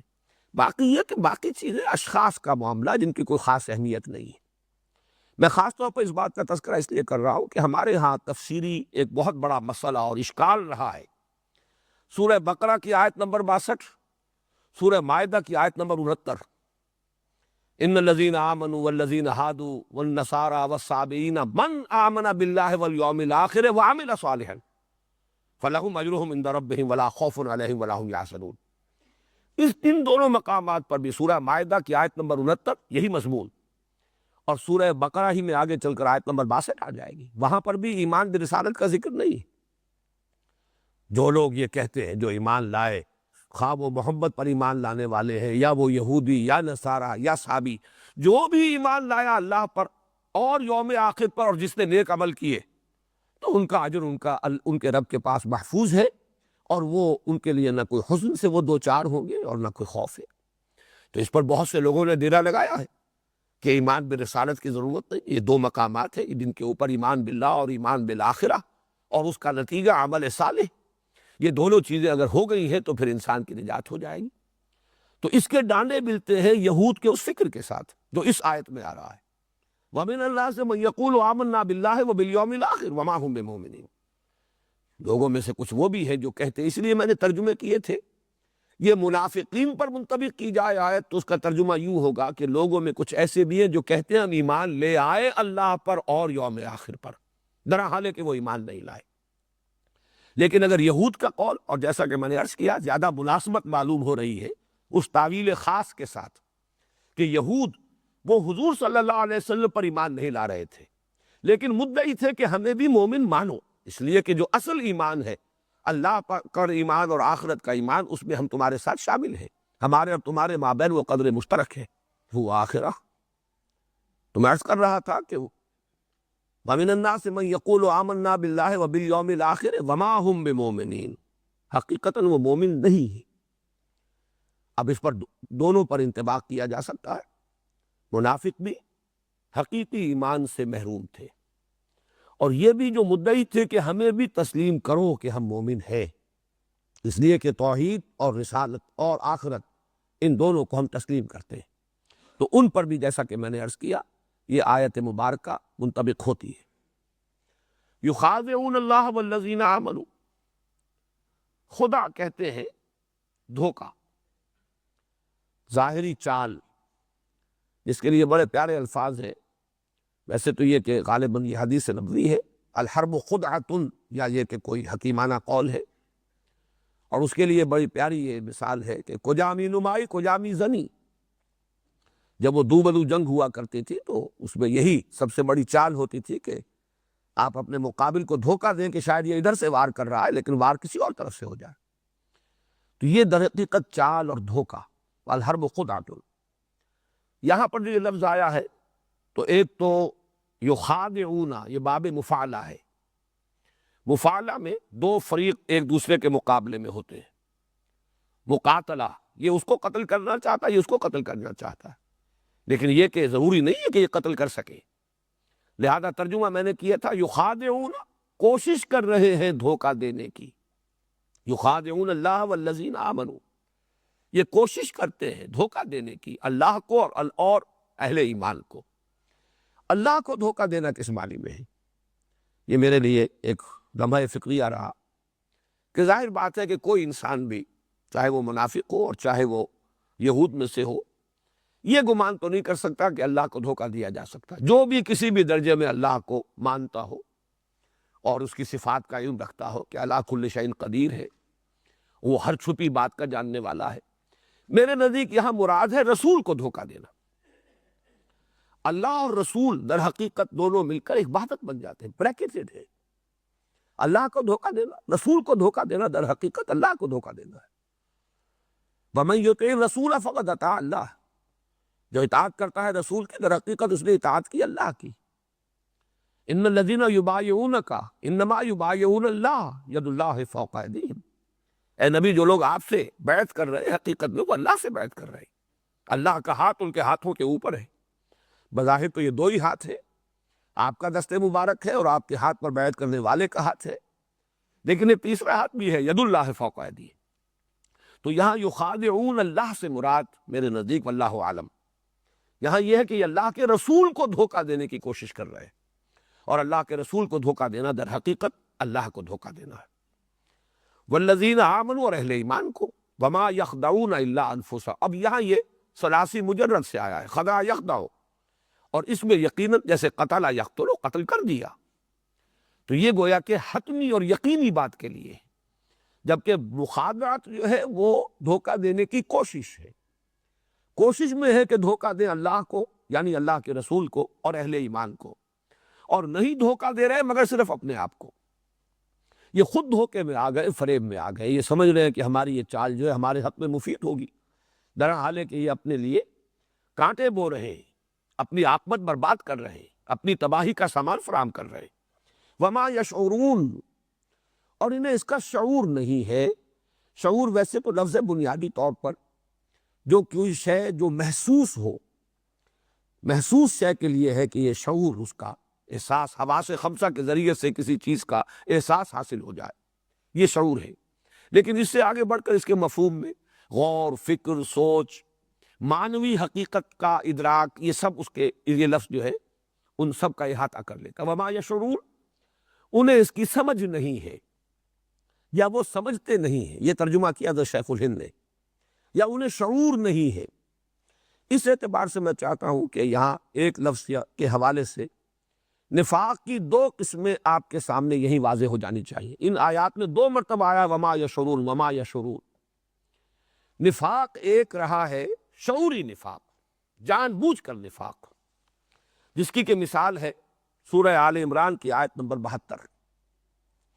وقالت طائفة من اہل الکتاب آمنوا بالذی انزل علی الذین آمنوا وجہ النہار واکفروا آخرہ لعلہم یرجعون۔ یہ سازش تھی اہل کتاب میں سے کچھ لوگوں نے، یہود کے ایک گروہ نے، جماعت نے یہ طے کیا کہ بھائی ایسا کرتے ہیں یہ ایمان کی جو ساکھ بہت قائم ہو گئی ہے، جو ایک دفعہ محمد کے دامن میں آ جائے، چاہے اس کے ٹکڑے کر دیے جائیں، وہ وہاں سے ہلتا نہیں ہے، کسی طرح بھی اس تعلق کو توڑنے پر جو ہے آمادہ نہیں ہوتا، ہر شے جو ہے قربان کرنے کو تیار ہے۔ تو یہ جو ساکھ بن گئی ہے، اس کو توڑنے کا ایک ذریعہ ہے اور ایک شکل ہے۔ صبح کے وقت ایمان کا اعلان کرو، بھئی ہم بھی ایمان لائے قرآن پر، محمد پر صلی اللہ علیہ وسلم، اور شام کو مرتد ہو جاؤ۔ اور میں اس میں اضافہ کر رہا ہوں کہ یقیناً وہ پورا دن حضور کی صحبت ہی میں گزارتے ہوں گے، تاکہ لوگوں پر یہ اثر ڈالے کہ بھئی ہم تو بہت قریب جا کر دیکھا ہے، کچھ نہیں، دور کے ڈھول سہانے ہیں، دور سے اچھے لگتے ہیں، ہم تو دیکھیے ایمان لائے تھے، ہم گئے تھے ان کی محفل میں بیٹھے، انہیں قریب سے دیکھ لیا، کچھ نہیں ہے، کوئی حقیقت نہیں، اس لیے واپس آ گئے۔ لعلہم یرجعون، اس سے ہو سکتا ہے کہ وہ بھی لوٹ آئیں، ان کے دلوں میں بھی کوئی نہ کوئی شبہ تو پیدا ہو ہی جائے گا کہ بھائی یہ بڑے سمجھدار لوگ تھے، بڑے ثقہ لوگ تھے، اور یہ آئے تھے بڑے خلوص کے ساتھ، اور یہ کچھ پورا دن بھر رہے ہیں محمد کی صحبت میں صلی اللہ علیہ وسلم، ضرور کچھ نہ کچھ دیکھا ہی ہوگا نا، آخر یوں تو انسان نہیں ساتھ چھوڑتا، تو کچھ نہ کچھ شبہ کچھ نہ کچھ لوگوں کے دلوں میں تو ہم پیدا کرنے میں کامیاب ہو جائیں گے۔ اب ظاہر بات ہے کہ اس کا تجزیہ کیجئے کہ جس شخص نے اس سازش کے طور پر اس نے صبح ایمان کا اعلان کیا اور شام کو مرتد ہونے کا اعلان کیا، تو چند گھنٹے جو اس نے گزارے ہیں قانونی اعتبار سے اسلام میں گزارے ہیں، لوگوں نے یہی سمجھا یہ مومن ہوگا، ایمان لے آئے، لیکن انہیں یہ معلوم تھا کہ ہم یہ سب کچھ محض دھوکہ دینے کے لیے کر رہے ہیں۔ گویا کہ ایمان کی کوئی رمق کسی درجے میں بھی ایک لمحے کے لیے بھی ان کے دل میں داخل تو کیا ہوتی، ان کے قریب بھی نہیں پھٹکی، اس لیے کہ انہیں معلوم ہے یہ سازش ہے، یہ بحروپ ہے جو ہم بھر رہے ہیں، کسی درجے میں بھی ہم ایمان نہیں لائے، یہ ان کے علم میں ہے۔ یہ ہے شعوری نفاق۔ جیسے کوئی ہندوستانی کوئی جاسوس وہ مسلمان بن کر آ جائے، اور اس کی خبریں آتی رہی اخبارات میں، آپ نے سنا ہوگا کہ کوئی جاسوس ہے اور وہ امام مسجد بن کر سال ہا سال تک کسی بارڈر کے کسی گاؤں کے اندر جو ہے، سرحدی گاؤں میں وہ امامت کرتا رہا مسجد، بعد میں معلوم ہے جاسوس۔ ظاہر ہے جو اس کام کے لیے آئے گا وہ تو پوری طرح تیار ہو کر آئے گا، ختنہ کرا کے آئے گا، قرآن یاد کر کے آئے گا، نماز سیکھ کر آئے گا، لیکن انہیں پتا ہے کہ ہم کیا ہیں، ہم ایمان نہیں لائے۔ یہ شعوری نفاق جو ہے، یہ واقعہ یہ ہے کہ یہ بہت کم اور بہت شاذ تھا۔ اکثر و بیشتر نفاق جو ہے وہ غیر شعوری تھا، کہ لوگوں کو خود اندازہ نہیں ہوتا تھا کہ ہم منافق ہیں، وہ اپنے آپ کو سمجھتے تھے کہ ہم ٹھیک ٹھاک لوگ ہیں، ہم نے مانا ہے، البتہ یہ کہ کیا ضروری ہے کہ ہر بات مانی جائے، کیا ضروری ہے کہ ہر مرحلے پر جب پکارا جائے ہم حاضر ہو جائیں، کیا ضروری ہے کہ محمد کی ہر بات کو مانیں صلی اللہ علیہ وسلم، بلکہ یہ کہ آخر دائیں بائیں دیکھ کر چلنا چاہیے، آگے پیچھے دیکھنا چاہیے، تحفظ جان و مال جو ہے وہ بھی ضروری ہے۔ اس اعتبار سے میں عرض کر رہا ہوں کہ مکی نفاق اس نوعیت کا تھا کہ جو لوگ ایمان لائے، اس لیے کہ پورے مکی قرآن میں صرف ایک سورہ عنکبوت ہے جس میں نفاق کا ذکر ہے، اور وہ ذکر آیا ہے آزمائشوں کے ذیل میں۔ سورہ عنکبوت کا آغاز ہی ہوتا ہے، وہ بھی الف لام میم سیریز کی صورت ہے، الف لام میم احسب الناس ان یترکوا ان یقولوا آمنا وهم لا یفتنون ولقد فتنا الذین من قبلهم فلیعلمن اللہ الذین صدقوا وليعلمن الکاذبین۔ کیا لوگوں نے یہ سمجھا تھا کہ صرف یہ کہنے سے کہ ہم ایمان لے آئے چھوٹ جائیں گے، نجات ہو جائے گی، اور انہیں آزمایا نہ جائے گا، انہیں بھٹیوں میں سے گزارا نہ جائے گا، انہیں امتحان اور ابتلا کی کٹھالی میں سے گزرنا نہیں پڑے گا؟ حالانکہ ہم نے تو ان سے پہلے جو بھی آیا اس کوچے میں، جس نے ایمان کا دعویٰ کیا، ہم نے اسے آزمایا، وَلَقَدْ فَتَنَّا الَّذِينَ مِن قَبْلِهِمْ فَلَيَعْلَمَنَّ اللَّهُ الَّذِينَ صَدَقُوا وَلَيَعْلَمَنَّ الْكَاذِبِينَ۔ تو اللہ تو ظاہر کر کے رہے گا کہ کون سچے ہیں، حقیقی مومن ہیں، اور کون جھوٹ موٹ کے مومن بن گئے، جھوٹا دعویٰ ایمان کر رہے ہیں۔ اسی رکوع میں پہلا رکوع ہے یہ سورہ عنکبوت کا، آگے چل کر آتا ہے، اس کا تقابل کر لیجئے اس مقام سے، وَمِنَ النَّاسِ مَن يَقُولُ آمَنَّا بِاللَّهِ فَإِذَا أُوذِيَ فِي اللَّهِ جَعَلَ فِتْنَةَ النَّاسِ كَعَذَابِ اللَّهِ وَلَئِن جَاءَ نَصْرٌ مِّن رَّبِّكَ لَيَقُولُنَّ إِنَّا كُنَّا مَعَكُمْ أَوَلَيْسَ اللَّهُ بِأَعْلَمَ بِمَا فِي صُدُورِ الْعَالَمِينَ وَلَيَعْلَمَنَّ اللَّهُ الَّذِينَ آمَنُوا وَلَيَعْلَمَنَّ الْمُنَافِقِينَ۔ پورے مکی قرآن میں، مکی صورتوں میں صرف یہ ایک مقام ہے جہاں لفظ منافق آیا ہے۔ لوگوں میں سے کچھ ایسے بھی ہیں جو دعویٰ تو کر بیٹھتے ہیں ہم ایمان لائے اللہ پر، لیکن جب اللہ کی راہ میں اب ایذا پہنچتی ہے، تکلیف آتی ہے، مصیبت آتی ہے، امتحان اور آزمائش کی بھٹی میں سے گزرنا پڑتا ہے، تو وہ لوگوں کی طرف سے ڈالی ہوئی آزمائش سے ایسے گھبرا اٹھتے ہیں جیسے اللہ کے عذاب سے، پسپائی اختیار کرتے ہیں، حوصلے جواب دے جاتے ہیں، اعصاب ڈھیلے پڑ جاتے ہیں۔ فرمایا اور اگر تیرے رب کی مدد آ جائے، وَلَئِن جَاءَ نَصْرٌ مِّن رَّبِّكَ لَيَقُولُنَّ إِنَّا كُنَّا مَعَكُمْ، اگر سہولت کا وقت آ جائے تو یہی لوگ پھر آ کھڑے ہوں گے اور کہیں گے ہم بھی آپ کے ساتھ تھے، مال غنیمت میں سے تو ہمیں بھی حصہ ملنا چاہیے۔ اولیس اللہ بعالم بما فی صدور العالمین، تو کیا اللہ تعالیٰ خوب واقف نہیں اس سے کہ جو لوگوں کے سینوں کے اندر ہے، جہان والوں کے سینوں کے اندر پنہا۔ وَلَيَعْلَمَنَّ اللَّهُ الَّذِينَ آمَنُوا وَلَيَعْلَمَنَّ الْمُنَافِقِينَ، اور اللہ تعالیٰ تو ظاہر کر دے گا ان کو جو حقیقتاً مومن ہے، اور کھول دے گا، پردہ چاک کر دے گا ان کا کہ جو منافق۔ یہ نفاق جو ہے، یہ یوں سمجھیے کہ ضعف ارادہ، قوت ارادی کی کمی۔ آدمی چلنا چاہتا ہے، ایک بات اچھی لگی ہے، بات اچھی ہے، صحیح ہے، دل گواہی دیتا ہے کہ حق ہے، چلو بھائی قبول کر لو، قبول کر لیا، لیکن اب آئی آزمائش، اب رشتے ٹوٹے، اب گھر سے نکالا جا رہا ہے، اب ماریں پڑ رہی ہیں، اب اعصاب ڈھیلے پڑ گئے، وہ عزیمت اور ہمت کی کمی، قوت ارادی کا ضعف۔ یہ ہے در حقیقت وہ چیز کہ جس کا تذکرہ کیا گیا ہے سورہ عنکبوت میں۔ مدینہ منورہ میں آ کر اس میں ایک اور شے کا اضافہ ہوا، جہاں شعوری نفاق بھی شروع ہو گیا، جیسے کہ اس مثال میں دے چکا ہوں، یعنی سازشی نفاق کہ محض دھوکہ دینے کے لیے ایمان کا اعلان کیا جائے، وہاں اس میں ایک اور چیز کا اضافہ ہوا۔ اب قبائلی سطح پر فیصلے ہو رہے تھے، ایک گھرانہ طے کرتا ہے کہ بھائی اب چلیے ایمان لے آؤ، ٹھیک ہے، جیسے کہ کہیں آخری دور میں جب کہ فتح آ گئی ہے، جب وقت آیا ہے،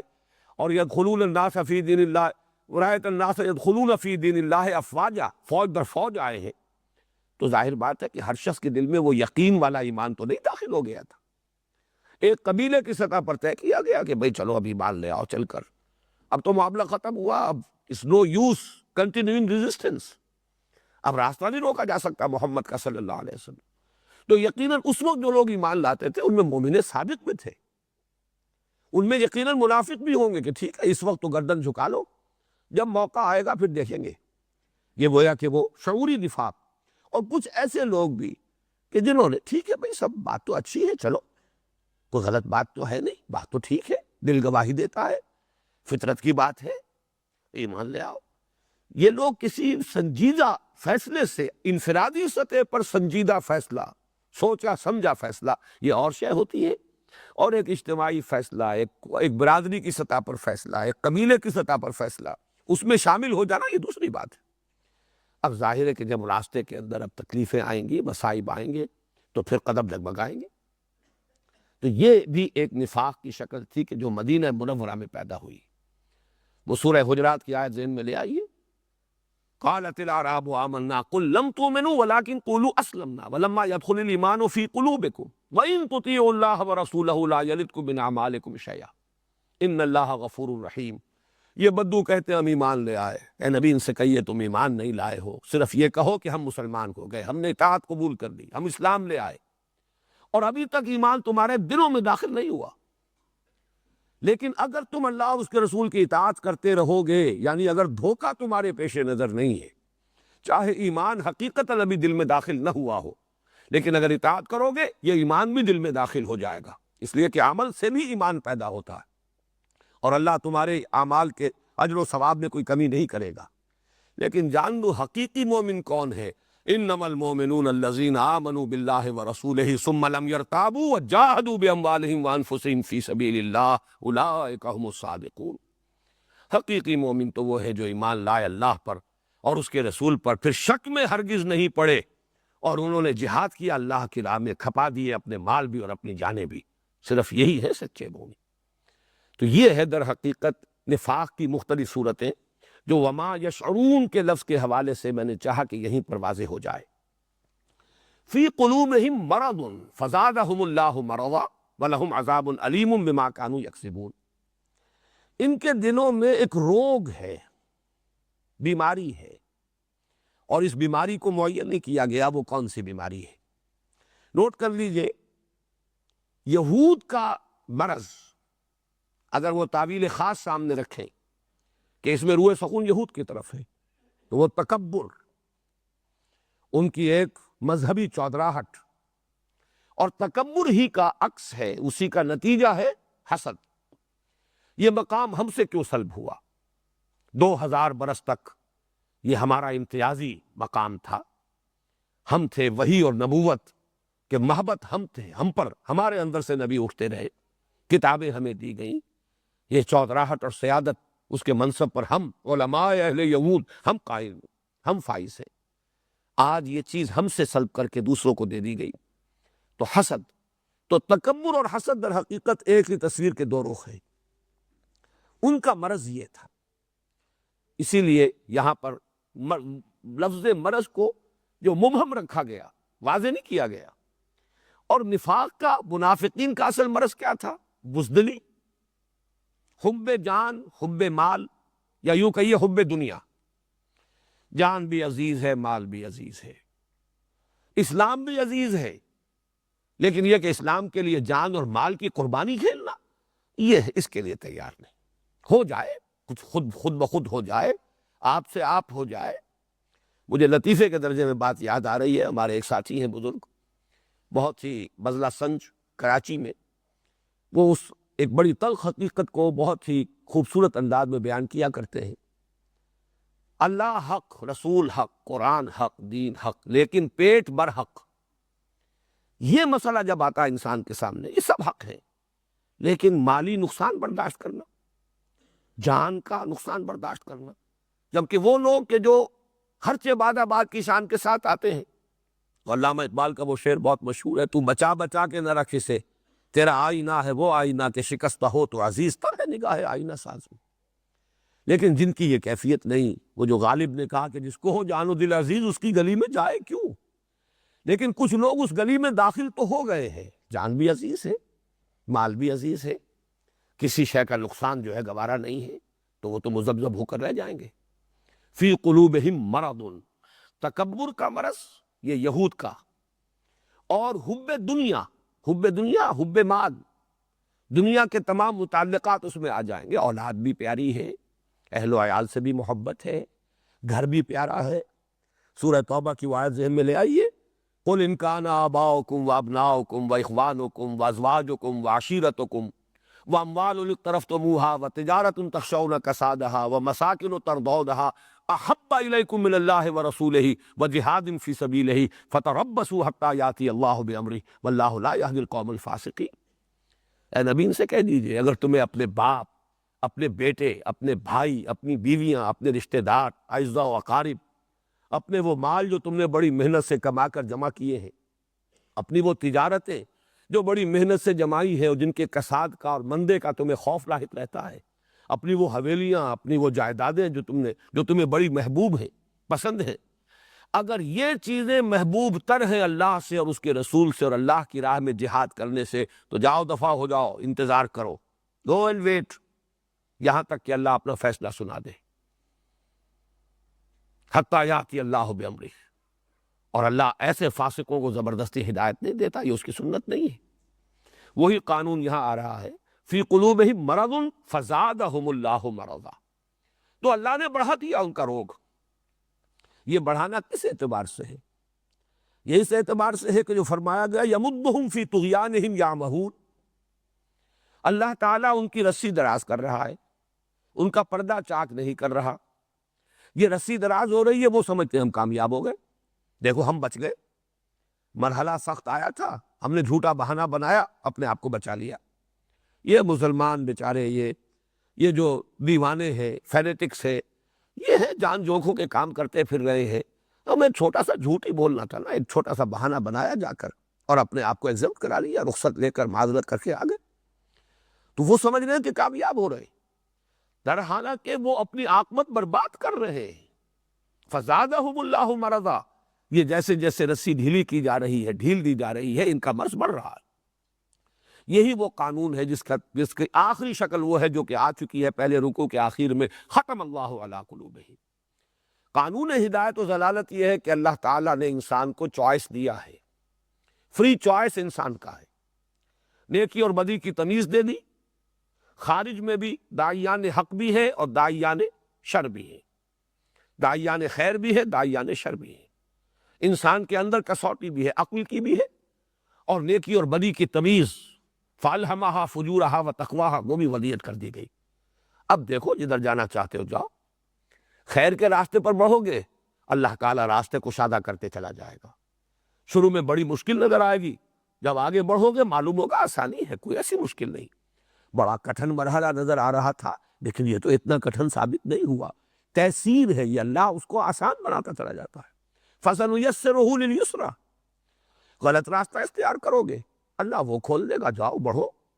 آج تھوڑے درجے کی بے حیائی تھی، کل اس سے کہیں 10 گنا درجے کی بے حیائی کا ارتکاب کرو گے، اس کے بعد اس سے بھی 100 درجے بڑھ جاؤ گے، بے حیائی میں بڑھتے چلے جاؤ گے، یہاں تک کہ حس ختم ہو جائے گی۔ حق کی طرف اب مراجعت کا امکان نہیں رہے گا، جس کو انگریزی میں کہتے ہیں پوائنٹ آف نو ریٹرن، اب واپسی کا کوئی امکان نہیں۔ ایک حد ہوتی ہے جس میں آدمی واپس آ سکتا ہے، ایک انتہا اس حد سے گزرنے کے بعد وہ آتی ہے کہ پھر آدمی واپس آ ہی نہیں سکتا۔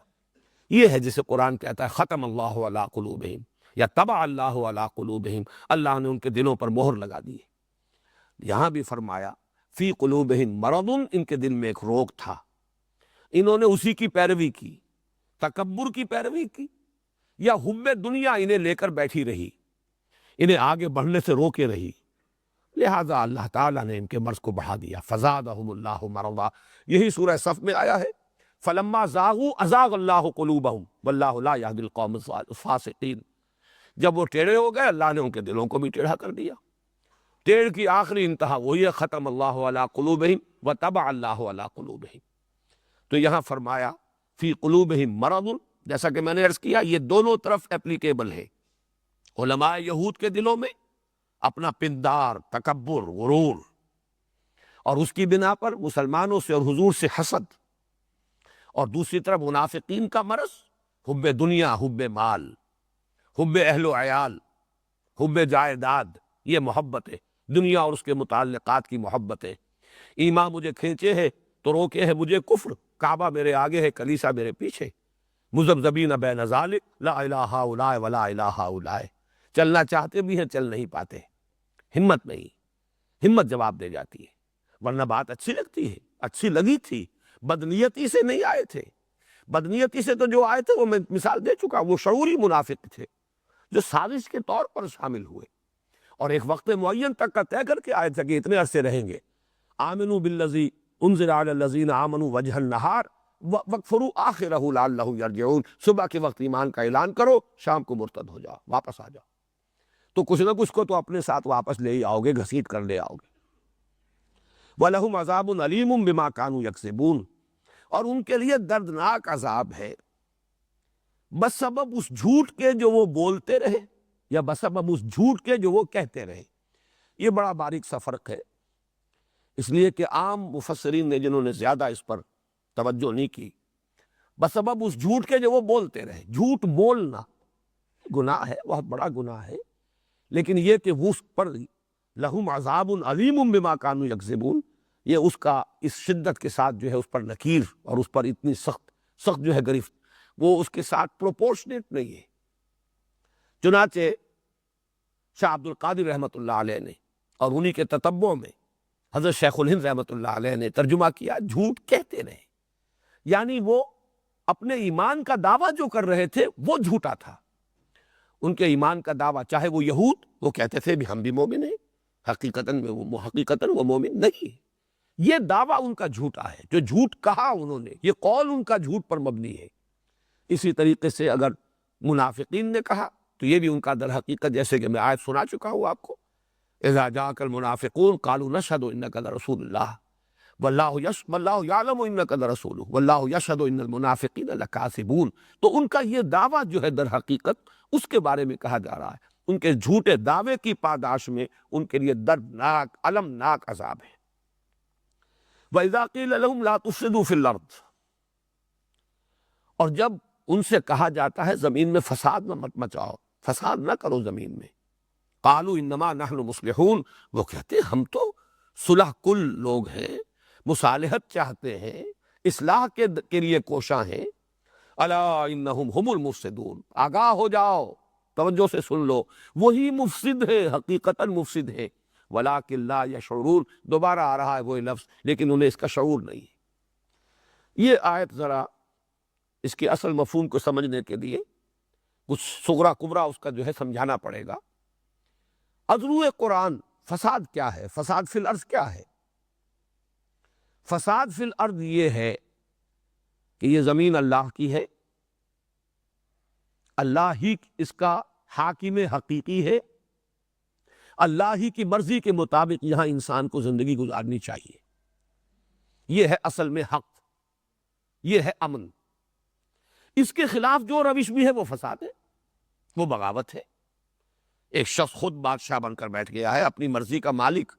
ایک شخص جو اپنی مرضی کا مالک ہے وہ بھی گویا کہ خدائی کا دعویٰ کر رہا ہے۔ وہ جو کہا مولانا روم نے کہ نفس ما ہم کم طرف فرعون نیست لیکن اورعون ایرعون نیست، میرا نفس بھی فرعون سے کم نہیں ہے، وہ خدائی کا مدعی ہے کہ یہ وجود میرا ہے، اس پر میری مرضی چلے گی، مجھے یہ شے پسند ہے، میں نہیں جانتا یہ صحیح ہے یا غلط ہے، جائز ہے ناجائز ہے، میں اس سے بالکل کوئی تعلق نہیں، مجھے یہ شے ملنی چاہیے، میری یہ طلب ہے، یہ مطلوب ہے میرے لیے۔ تو نفس ما ہم کم طرف فرعون نیست لیکن اورعون ایرعون نیست، فرعون کے پاس اون تھی، مدد تھی، لاؤ لشکر تھا، اس نے زبان سے بھی دعویٰ کر دیا انا ربکم الاعلی، میں فقیر ہوں، غریب ہوں، درویش ہوں، میرے پاس کچھ نہیں ہے، زبان سے تو میں کچھ نہیں کہتا لیکن میرا نفس اندر یہی دعویٰ کر رہا ہے کہ نفس ما ہم کم طرف فرعون نیست۔ تو در حقیقت یہی فساد ہے، انفرادی سطح پر فساد، اللہ کی بندگی کے بجائے آپ نے نفس کی بندگی کی، معاشرے کی بندگی کی، زمانے کے چلن کی پیروی کی، چلو تم ادھر کو ہوا ہو جدھر کی،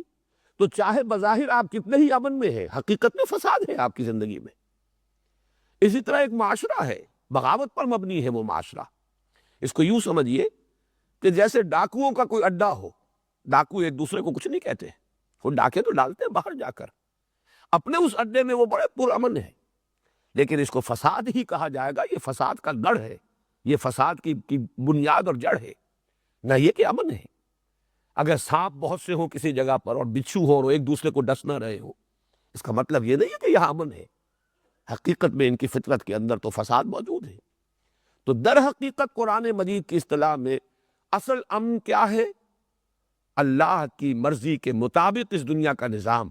انفرادی اور اجتماعی دونوں سطحوں پر چلایا جائے۔ اس کے خلاف دو روش ہے، چاہے وہ کتنا ہی پرامن معاشرہ نظر آتا ہو، امریکہ کا معاشرہ نظر آتا ہو کہ صاحب بڑا امن ہے وہاں،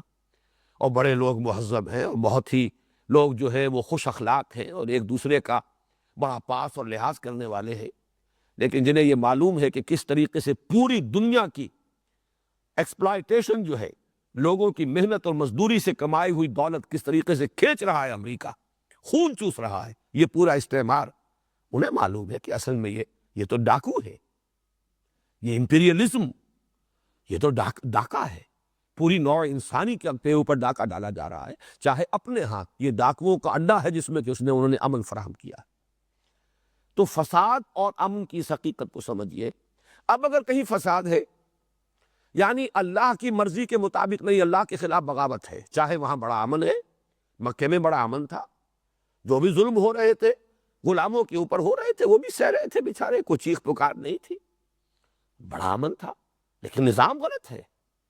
یہ فاسدانہ نظام ہے، مفسدانہ نظام ہے۔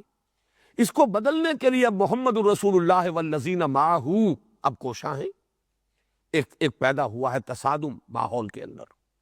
اسی کا اگلا مرحلہ وہ ہے جو مدنی دور میں آیا، جس میں اب جنگ و جدال بھی ہے، قاتلوا فی سبیل اللہ الذین یقاتلونکم۔ تو در حقیقت اس فساد کو ختم کرنے کے لیے چاہے بظاہر یہاں جنگ کی جا رہی ہے، خوریزی کی جا رہی ہے، لیکن یہ امن ہے، اور وہ لوگ جو کہتے ہیں نہیں بھائی لڑو بھیڑو نہیں، امن سے رہو، چلو مان لو، باطل کو بھی مان لو، ریکگنائز کر لو، کچھ ان سے ان کی مانو، کچھ اپنی منوا لو، اور بجائے اس کے کہ تم یہ جو جد و جہد کر رہے ہو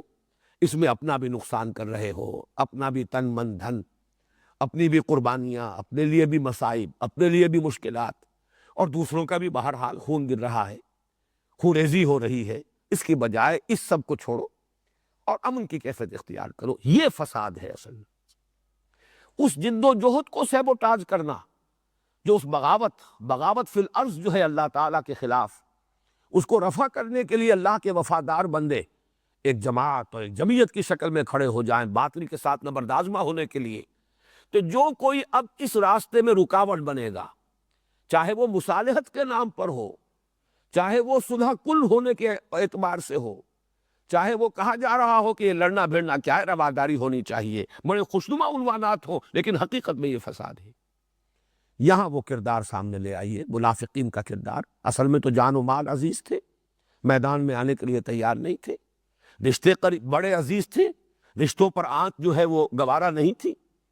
اور یہ جو حق کی تلوار آئی تھی تو رشتے کاٹ رہی تھی۔ باپ بیٹا جدا ہو رہا ہے، بھائی بھائی سے جدا ہو رہا ہے۔ اس اعتبار سے جب وہ اس کے خلاف کوشش کرتے تھے، اور مومنین صادقین ان سے کہتے تھے وَإِذَا قِيلَ لَهُمْ لَا تُفْسِدُوا فِي الْأَرْضِ، غور کیجئے یہ فساد کون سا ہے؟ مت فساد مچاؤ زمین میں۔ وہ فساد یہ ہے کہ اصلاح فی الارض کی جو کوشش ہو رہی ہے اس کو سیبوٹاج نہ کرو، ساتھ دو، جس طریقے سے کہ دوسرے مومنین صادقین ساتھ دے رہے محمد کا صلی اللہ علیہ وسلم۔ جب تم بھی کہتے ہو کہ ہاں ہم توحید کو بھی مانتے ہیں اور آخرت کو بھی مانتے ہیں، اور تورات کو مانتے ہو اور تورات کی تصدیق کرتے ہوئے یہ قرآن آیا، اس کو بھی مانو اور دست و بازو بنو۔ وہ حضور صلی اللہ علیہ وسلم کی پکار من انصاری اللہ، تو سب کے سب اب مددگار بنو، تاکہ یہ اللہ کے خلاف جو بغاوت ہے زمین میں یہ فروغ ہو، اور اللہ کا نظام قائم ہو، اللہ کی حکومت قائم ہو، حق بحقدار رسید۔ اصل امن تب ہوگا۔ لیکن ان منافقین اور یہود دونوں کا کی روش،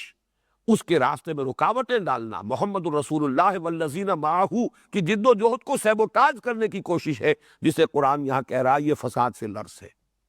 اور وہ جواب میں کہہ رہے ہیں ہم تو مسلح ہیں، ہم تو چاہتے ہیں کہ یہ لڑائی بھڑائی نہیں ہونی چاہیے، خام خواہ کی خوریزی نہیں ہونی چاہیے، یہ اس طریقے سے کٹ جانا بھی کیا ضروری ہے، ٹھیک ہے رواداری ہونی چاہیے، ان کی بات بھی ٹھیک ہے، وہ اپنی جگہ پر خوش، ہم اپنی جگہ پر خوش، بات جو ہے ذرا میٹھے انداز میں صرف کی جانی چاہیے، بجائے اس کے کہ یہ تلخ انداز اختیار کیے جائیں، بجائے اس کے کہ کٹنے اور جرمے کا عمل کیا جائے، اس کی بجائے یہ کہ مصالحت کی روش اختیار کی جائے۔ جیسا کہ میں عرض کر چکا ہوں ولید بن مغیرہ کا کردار مکی دور میں یہی تھا،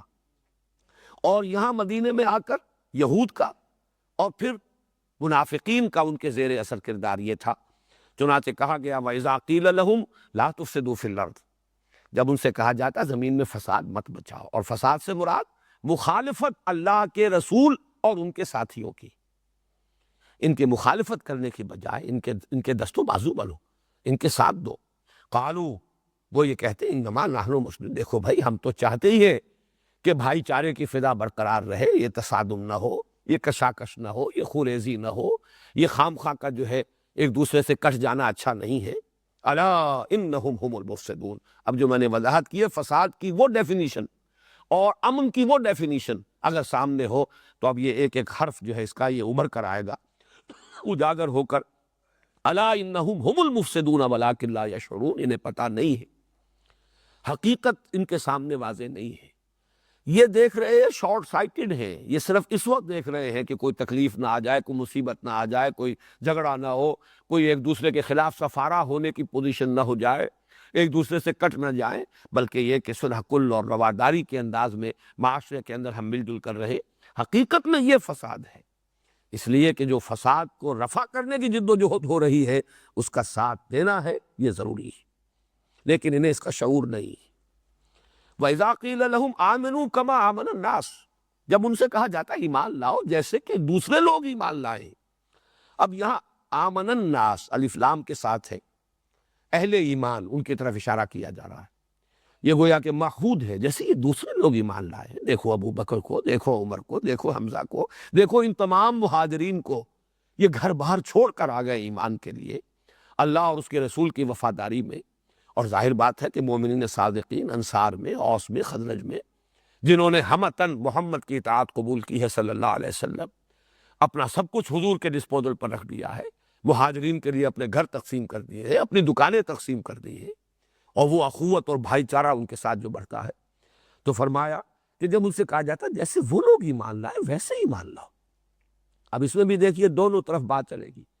یہود کہتے تھے کہ ہم مومن ہیں، جب ہم مانتے ہیں توحید کو اور مانتے ہیں آخرت کو تو ہم مومن ہیں. ہم موسیٰ کو مانتے اسی کتاب کو مانتے ہیں، تم محمد کو مان رہے ہو، قرآن کو مان رہے ہو، تو کیا فرق واقع ہو گیا؟ اس اعتبار سے ہمیں بھی مومن تسلیم کرو، ریکگنائز کرو ہمیں. یہ بات میں چاہتا ہوں ایک اور اعتبار سے بھی آپ کے سامنے رکھ دوں کہ تاریخی اعتبار سے اللہ تعالیٰ کی طرف سے بھی ایک بہت بڑی حکمت جو ظاہر ہوئی وہ یہ تھی کہ 16 مہینے کے لیے حضور کو یہ حکم دیا گیا. پہلے تو یہ معلوم نہیں تھا کہ 16 مہینے کے لیے، یہ تو میں اس اعتبار سے کہہ رہا ہوں کہ تحویل قبلہ جب ہو گئی 16 مہینے کے بعد تو گویا کہ اس کی مدت کل یہ تھی بیت المقدس کی طرف رخ کر کے نماز پڑھو. اس میں بھی در حقیقت وہ ایک کیفیت تھی یہود کے لیے، بڑی حکمت یہ تھی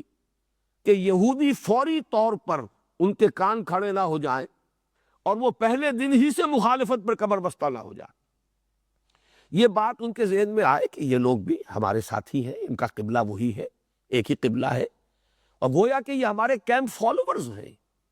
یہ تو ہماری پیروی کر رہے ہیں، یہ اپنے قبلے سے کٹ گئے. ان کا جو مقدس مقام ہے، آبائی مقام ہے، نسلی مقام ہے، ابراہیم کی بنائی ہوئی عمارت ہے، ان کے جد امجد کی ہے، جس کے ساتھ ان کا نسلی اور قومی اور اپنے تمام جو ہے روایات کے اعتبارات سے بڑا گہرا رشتہ ہے. اس کی طرف رخ کرنے کے بجائے انہوں نے بیت المقدس کی طرف رخ کیا ہے. تو گویا کہ ایک طرح سے انہیں کچھ اطمینان حاصل ہوا کہ یہ کوئی اتنے غیر بھی نہیں ہے، کوئی اتنا زیادہ گھبرانے کی ضرورت نہیں ہے. یہ گویا کہ ایک اعتبار سے تو ہمارے متبعین ہیں، ہمارے قبلے کی پیروی کر رہے ہیں، گویا کہ ہمارے کیمپ فالوورز ہیں. لہٰذا فوری طور پر اب آپ دیکھیے کہ وہ جو حضور صلی اللہ علیہ وسلم نے جا کر یہود کو معاہدوں میں جکڑ لیا، یہ حضور صلی اللہ علیہ وسلم کی طرف سے بہت بڑا حکیمانہ اقدام تھا. اور یہ قبلے کا معاملہ میں سمجھتا ہوں کہ اسی نوعیت کا اللہ تعالیٰ کی طرف سے حکمت کا اظہار ہے کہ بجائے اس کے کہ یہ فوری طور پر نپ دی ایول ان دی بڈ کے انداز میں فوری طور پر بیخبری کے لیے تیار ہو جائیں، کمر کس لیں، اور حضور صلی اللہ علیہ وسلم کو اہل ایمان کو مدینے کے اندر اپنی پوزیشن کنسولیڈیٹ کرنے کا موقع ہی نہ ملے. یہ 16 مہینے محمد رسول اللہ کو ملے صلی اللہ علیہ وسلم، اس میں آپ نے اپنی پوزیشن کو مستحکم کر لی اور انہیں جکڑ لیا معاہدوں کے اندر. اور اس کے اندر وہ ایسے جکڑے گئے ہیں کہ پھر سازشیں کرتے رہے، جھوٹ بولتے رہے، اوپر سے صلح اور نیچے سے سازش. ظاہر بات ہے جو شخص یہ رویہ اختیار کرتا ہے اس کی اپنی کوئی مورل سٹرینتھ باقی نہیں رہتی، اس کے اپنے اندر کوئی اخلاقی قوت برقرار نہیں رہتی. وہ تو خود اپنے ضمیر کے سامنے مجرم ہوتا ہے کہ اوپر سے صلح کیے ہوئے ہوں اور میں بباطن ان کے خلاف سازش کر رہا ہوں. لہذا اس کے وار میں کبھی زور نہیں ہوگا وہ جو کبھی کہا تھا جگر نے کہ میں چوٹ بھی کھاتا جاتا ہوں اور قاتل سے بھی کہتا جاتا ہوں، توہین ہے دست و بازو کی وہ وار کے جو بھرپور نہیں. جس شخص کو یقین نہ ہو کہ جو کام میں کر رہا ہوں وہ حق ہے، اس کے وار میں زور نہیں ہوتا. توہین ہے دست و بازو کی وہ وار کے جو بھرپور ہے، اس کا وار بھرپور ہو ہی نہیں سکتا، اس لیے کہ وہ تو خود اپنی نگاہ میں ذلیل ہے اور مجرم ہے اپنے ضمیر کے سامنے. اس اعتبار سے یہ بڑا حکیمانہ معاملہ تھا. میں سمجھتا ہوں اس کے ساتھ اس کی ایک بڑی مطابقت ہے کہ ان کا پھر یہ دعویٰ تھا کہ ٹھیک ہے ہم بھی مومن، تم بھی مومن، ہمیں بھی ریکگنائز کرو. کیوں، کیا ضروری ہے کہ ہم ضرور محمد پر ایمان لائیں، ضرور اپنا ہاتھ محمد کے ہاتھ میں دیں صلی اللہ علیہ وسلم. تم بھی مانتے ہو تورات اللہ کی کتاب ہے، وہ ہمارے پاس ہے. تم مانتے ہو موسیٰ اللہ کے رسول کے، ہم ان کو مانتے. یہ پس منظر رکھیے. چونکہ میں نے مولانا اصلاحی صاحب کے حوالے سے یہ بات کہی ہے، مجھے اس میں وزن نظر آیا. تو یہ دونوں، یہ جو جتنا بھی یہ بیان ہو رہا ہے، یہ پورا نیریٹو جو ہے، اس میں یہ دونوں بالکل فٹ بیٹھ رہے ہیں. کہیں پر زیادہ چیز جو ہے زیادہ مناسب ہے وہ یہود کے ساتھ، جیسے کہ پہلی آیت ہے وَمِنَ النَّاسِ مَن يَقُولُ آمَنَّا بِاللَّهِ وَبِالْيَوْمِ الْآخِرِ وَمَا هُمْ بِمُؤْمِنِينَ. اس کی زیادہ جو ہے انتباہ یہود پر ہوتا ہے کہ اس میں ایمان برسالت کا ذکر نہیں. لیکن یہ کہ یہ جو طرز عمل آ رہا ہے کہ وہ یہ کہتے ہیں وَإِذَا قِيلَ لَهُمْ آمِنُوا كَمَا آمَنَ النَّاسُ قَالُوا أَنُؤْمِنُ كَمَا آمَنَ السُّفَهَاءُ. جواب میں وہ کہتے ہیں کہ کیا ہم ایمان لائیں جیسے یہ احمق لوگ ایمان لائیں. سفیہ اسے کہتے ہیں جسے اپنے برے اور بھلے کا فہم حاصل نہ ہو. جیسے کہ آیا ہے سورہ نساء میں وَلَا تُؤْتُوا السُّفَهَاءَ أَمْوَالَكُمْ. ناسمجھ ابھی اگر کسی میں، جیسا کسی زمانے میں انگریز کے دور میں کورٹ آف وارڈ ہو جاتا تھا، کوئی بڑا جاگیردار ہے، زمیندار ہے، اولاد جو ہے ناسمجھ ہے، یا یہ کہ آوارہ ہو گئی ہے، تو حکومت جبراً کورٹ آف وارڈ جو ہے مقرر کر دیتی تھی کہ اس سے وہ کھائیں پیئیں، ان کا خرچہ ادا کیا جائے، لیکن یہ کہ اس جائیداد کے اوپر کنٹرول جو ہے ان کا نہ ہو، ورنہ علل تللوں میں اڑا دیں گے۔ تو یہی بات آئی ہے سورہ نساء کے اندر، وَلَا تُؤْتُوا السُّفَهَاءَ أَمْوَالَكُمْ۔ جو اگر سمجھ نہیں ہے، نیک اور بد کی تمیز نہیں ہے، اپنے نفع اور نقصان کا اگر شعور نہیں ہے، تو ان کے حوالے مت کرو مال۔ تو اسی طریقے سے سفیہ وہ یہ کہتے تھے یہ لوگ جو ہے یہ تو دیوانے ہیں، فینیٹکس ہیں، انہیں اپنے نفع کا خیال نہیں، نقصان کا خیال نہیں، جان کی پرواہ نہیں، مال کی پرواہ نہیں، یہ تو جان ہتھیلیوں پر لیے پھر رہے ہیں، گھر بار چھوڑ کر یہاں آ گئے ہیں، یا یہاں سے جو انصار میں سے ہیں مومنین صادقین۔ آخر آدمی کو چلنا چاہیے دائیں بائیں دیکھ کر، سوچ سمجھ کر، آگا پیچھا دیکھ کر، اپنی بھی کوئی تحفظ ہو، جان و مال کا بھی خیال ہے، اولاد کے بھی حقوق ہے،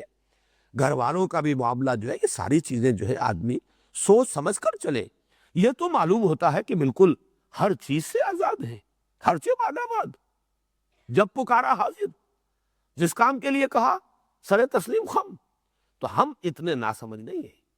چلنا چاہتے ہیں لیکن دیکھ بھال کر، دائیں بائیں دیکھ کر، اپنے تحفظ، جان و مال کے تحفظ کے ساتھ۔ یہ بات جو ہے منافقین کے کردار پر 100% منطبق ہو رہی ہے کہ ان کے نزدیک وہ جو معاملہ تھا جس کو میں نے کہا کہ خرچے بعد آباد ماں کشتی دراب انداختیم، یہ گویا کہ حماقت ہے۔ آدمی کو چلنا چاہیے، بلکہ مجھے یاد آ گئی سورہ حج کی وہ آیت، وَمِنَ النَّاسِ مَن يَعْبُدُ اللَّهَ عَلَىٰ حَرْفٍ فَإِنْ أَصَابَهُ خَيْرٌ اطْمَأَنَّ بِهِ وَإِنْ أَصَابَتْهُ فِتْنَةٌ انقلب عَلَىٰ وَجْهِهِ خَسِرَ الدُّنْيَا وَالْآخِرَةَ۔ لوگوں میں کچھ ایسے بھی ہیں کہ جو کنارے کنارے بندگی کرنا چاہتے ہیں، اللہ کے مزیدار میں کودنا چاہتے ہیں، وہ آخرت بھی چاہتے ہیں لیکن دنیا کا گھاٹا بھی گوارا نہیں ہے۔ ہمیں دین بھی ملے لیکن دنیا کا بھی نقصان نہ ہو، جنت بھی مل جائے لیکن یہاں کی ابھی کوئی قربانی نہ دینی پڑے۔ تو اعلیٰ حرف، کنارے کنارے، وَمِنَ النَّاسِ مَن يَعْبُدُ اللَّهَ عَلَىٰ حَرْفٍ، بندگی تو کرنا چاہتے ہیں اللہ کی لیکن ذرا کنارے کنارے، حفاظت کے ساتھ، سیفٹی فرسٹ، اپنی تحفظ کا پہلے خیال رہے۔ فرمایا بڑی پیاری وضاحت، فَإِنْ أَصَابَهُ خَيْرٌ اطْمَأَنَّ بِهِ، اگر خیر ہو، خیریت ہو، مال غنیمت بھی مل گیا ہے، کچھ کرنا بھی نہیں پڑا، ہین لگی نہ پھٹکڑی اور رنگ بھی چوکھا آ گیا تو بڑے مطمئن۔ وَإِنْ أَصَابَتْهُ فِتْنَةٌ انقلب عَلَىٰ وَجْهِهِ خَسِرَ الدُّنْيَا وَالْآخِرَةَ، اور اگر کہیں فتنہ، آزمائش، ابتلاء، امتحان، جان و مال کے لیے خطرات آ گئے تو اوگھ سے منہ گر پڑے۔ خسر الدنیا والآخرہ، یہ دنیا اور آخرت دونوں کا خسارہ ہے، تباہی اور بربادی ہے۔ یہ ہے وہ کردار۔ تو اب ظاہر بات ہے جو لوگ یہ کر رہے تھے، جان و مال کی بازیاں لگا رہے ہیں اور کھیل رہے ہیں، ان کو وہ کہتے تھے بے وقوف ہیں، ناسمجھ ہیں، فینیٹکس ہیں، دیوانے ہیں، انہیں اپنے بھلے اور برے کی سوچ نہیں رہی، وہ مستقبل کا کچھ خیال نہیں رہا، اپنے اہل و عیال کا خیال نہیں کر رہے، کوئی تحفظ جو ہے ان کے سامنے نہیں ہے۔ وَإِذَا قِيلَ لَهُمْ آمِنُوا كَمَا آمَنَ النَّاسُ قَالُوا أَنُؤْمِنُ كَمَا آمَنَ السُّفَهَاءُ أَلَا إِنَّهُمْ هُمُ السُّفَهَاءُ وَلَٰكِن لَا يَعْلَمُونَ۔ آگاہ ہو جاؤ کہ یہی بے وقوف ہے، یہی احمق ہے، یہی ناسمجھ ہے، لیکن انہیں علم نہیں ہے۔ ایمان کے اعتبار سے سب سے زیادہ کامیابی کی تجارت تو وہ ہے، اصل تجارت تو وہ ہے، جان اور مال اللہ کے حوالے کر دو۔ ان اللہ اشترى من المؤمنین انفسهم واموالهم بان لهم الجنہ یقاتلون فی سبیل اللہ فیقتلون ویقتلون وعدا علیہ حقا فی التوراۃ والانجیل والقرآن ومن اوفی بعہدہ من اللہ فاستبشروا ببیعکم الذی بایعتم بہ۔ اللہ کے ساتھ یہ سودا کرو تو خوشیاں مناؤ، اس سے بڑا سودا کوئی نہیں، اس سے زیادہ نفع کا معاملہ کوئی نہیں۔ وہ وعدہ جو اللہ نے جنت کا کیا، بأن لہم الجنہ، کتنا پختہ وعدہ، وعدا علیہ حقا فی التوراۃ والانجیل والقرآن، تین مرتبہ اللہ نے اپنے اس وعدے کی توثیق کی ہے، تورات میں بھی یہ وعدہ آیا، انجیل میں آیا، قرآن میں آیا۔ ومن اوفی بعہدہ من اللہ، اور ذرا سوچو اللہ سے بڑھ کر اپنے عہد کا پورا کرنے والا کون ہوگا؟ فاستبشروا، تو اگر یہ سودا کر لیا تو خوشیاں مناؤ۔ تو اگر تو ایمان کی رمق ہو تو محسوس ہوگا کہ اس سے بڑا، اس سے زیادہ رفع بخش سودا کوئی ہے نہیں۔ اصل میں وہ علم حقیقی انہیں حاصل نہیں ہے، اصل میں اس ایمان حقیقی سے محروم ہے، اس لیے ان کو کہہ رہے ہیں احمق، ان کو سمجھ رہے ہیں ناسمجھ، کہ جو اصل سمجھدار ہے یہ الا انہم ہم السفہاء ولکن لا یعلمون۔ وَإِذَا لَقُوا الَّذِينَ آمَنُوا قَالُوا آمَنَّا، اور جب یہ ملتے ہیں ملاقات کرتے ہیں اہل ایمان سے تو کہتے ہیں ہم بھی ایمان رکھتے ہیں یا ہم بھی ایمان لائے ہیں۔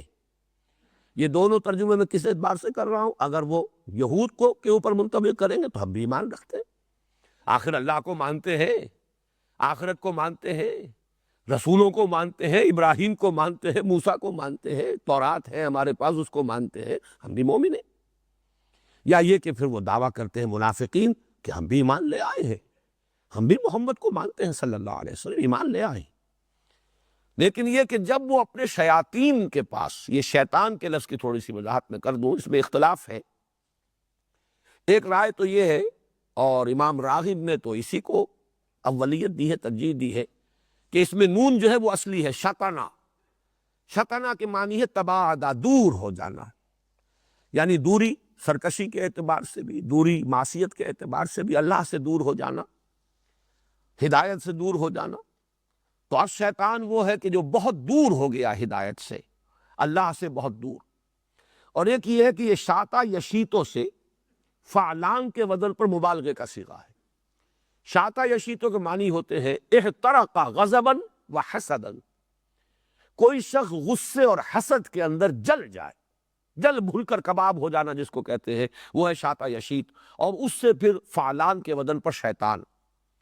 غصے اور حسد کی آگ میں جل اٹھنے والا، جل کر بھسم ہونے والا، وہ شیطان ہے۔ اس اعتبار سے امام راغب نے ایک حدیث بھی کوٹ کی ہے حضور صلی اللہ علیہ وسلم کی، الحسد شیطان والغضب شیطان۔ یہ حسد اور غضب، یہ دو چیزیں جو ہیں، یہی اصل شیطنت کی بنیاد ہے۔ شیطنت انہی کی بنیاد پر قائم ہوتی ہے، پروان چڑھتی ہے۔ یہاں مراد ہے جو ان کے سردار تھے، بڑے چودھری، اور معلوم ہوتا ہے کہ اس سے مراد جو ہے وہ یہود کے علماء، اس لیے کہ ظاہر بات ہے اوس اور خزرج کے جو بڑے سردار تھے وہ تو ایمان لے آئے تھے۔ ایک ہے وہ عبداللہ ابن ابی خزرجی تھا، وہ منافقین کا سردار ہے۔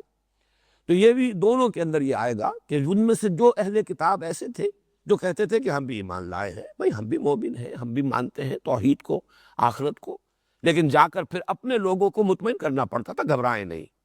ہمارے بارے میں کوئی آپ کو سوء ظن نہ ہو جائے، ہم آپ کے ساتھ ہی ہیں۔ لیکن یہ ہے کہ ذرا ان مسلمانوں کو ذرا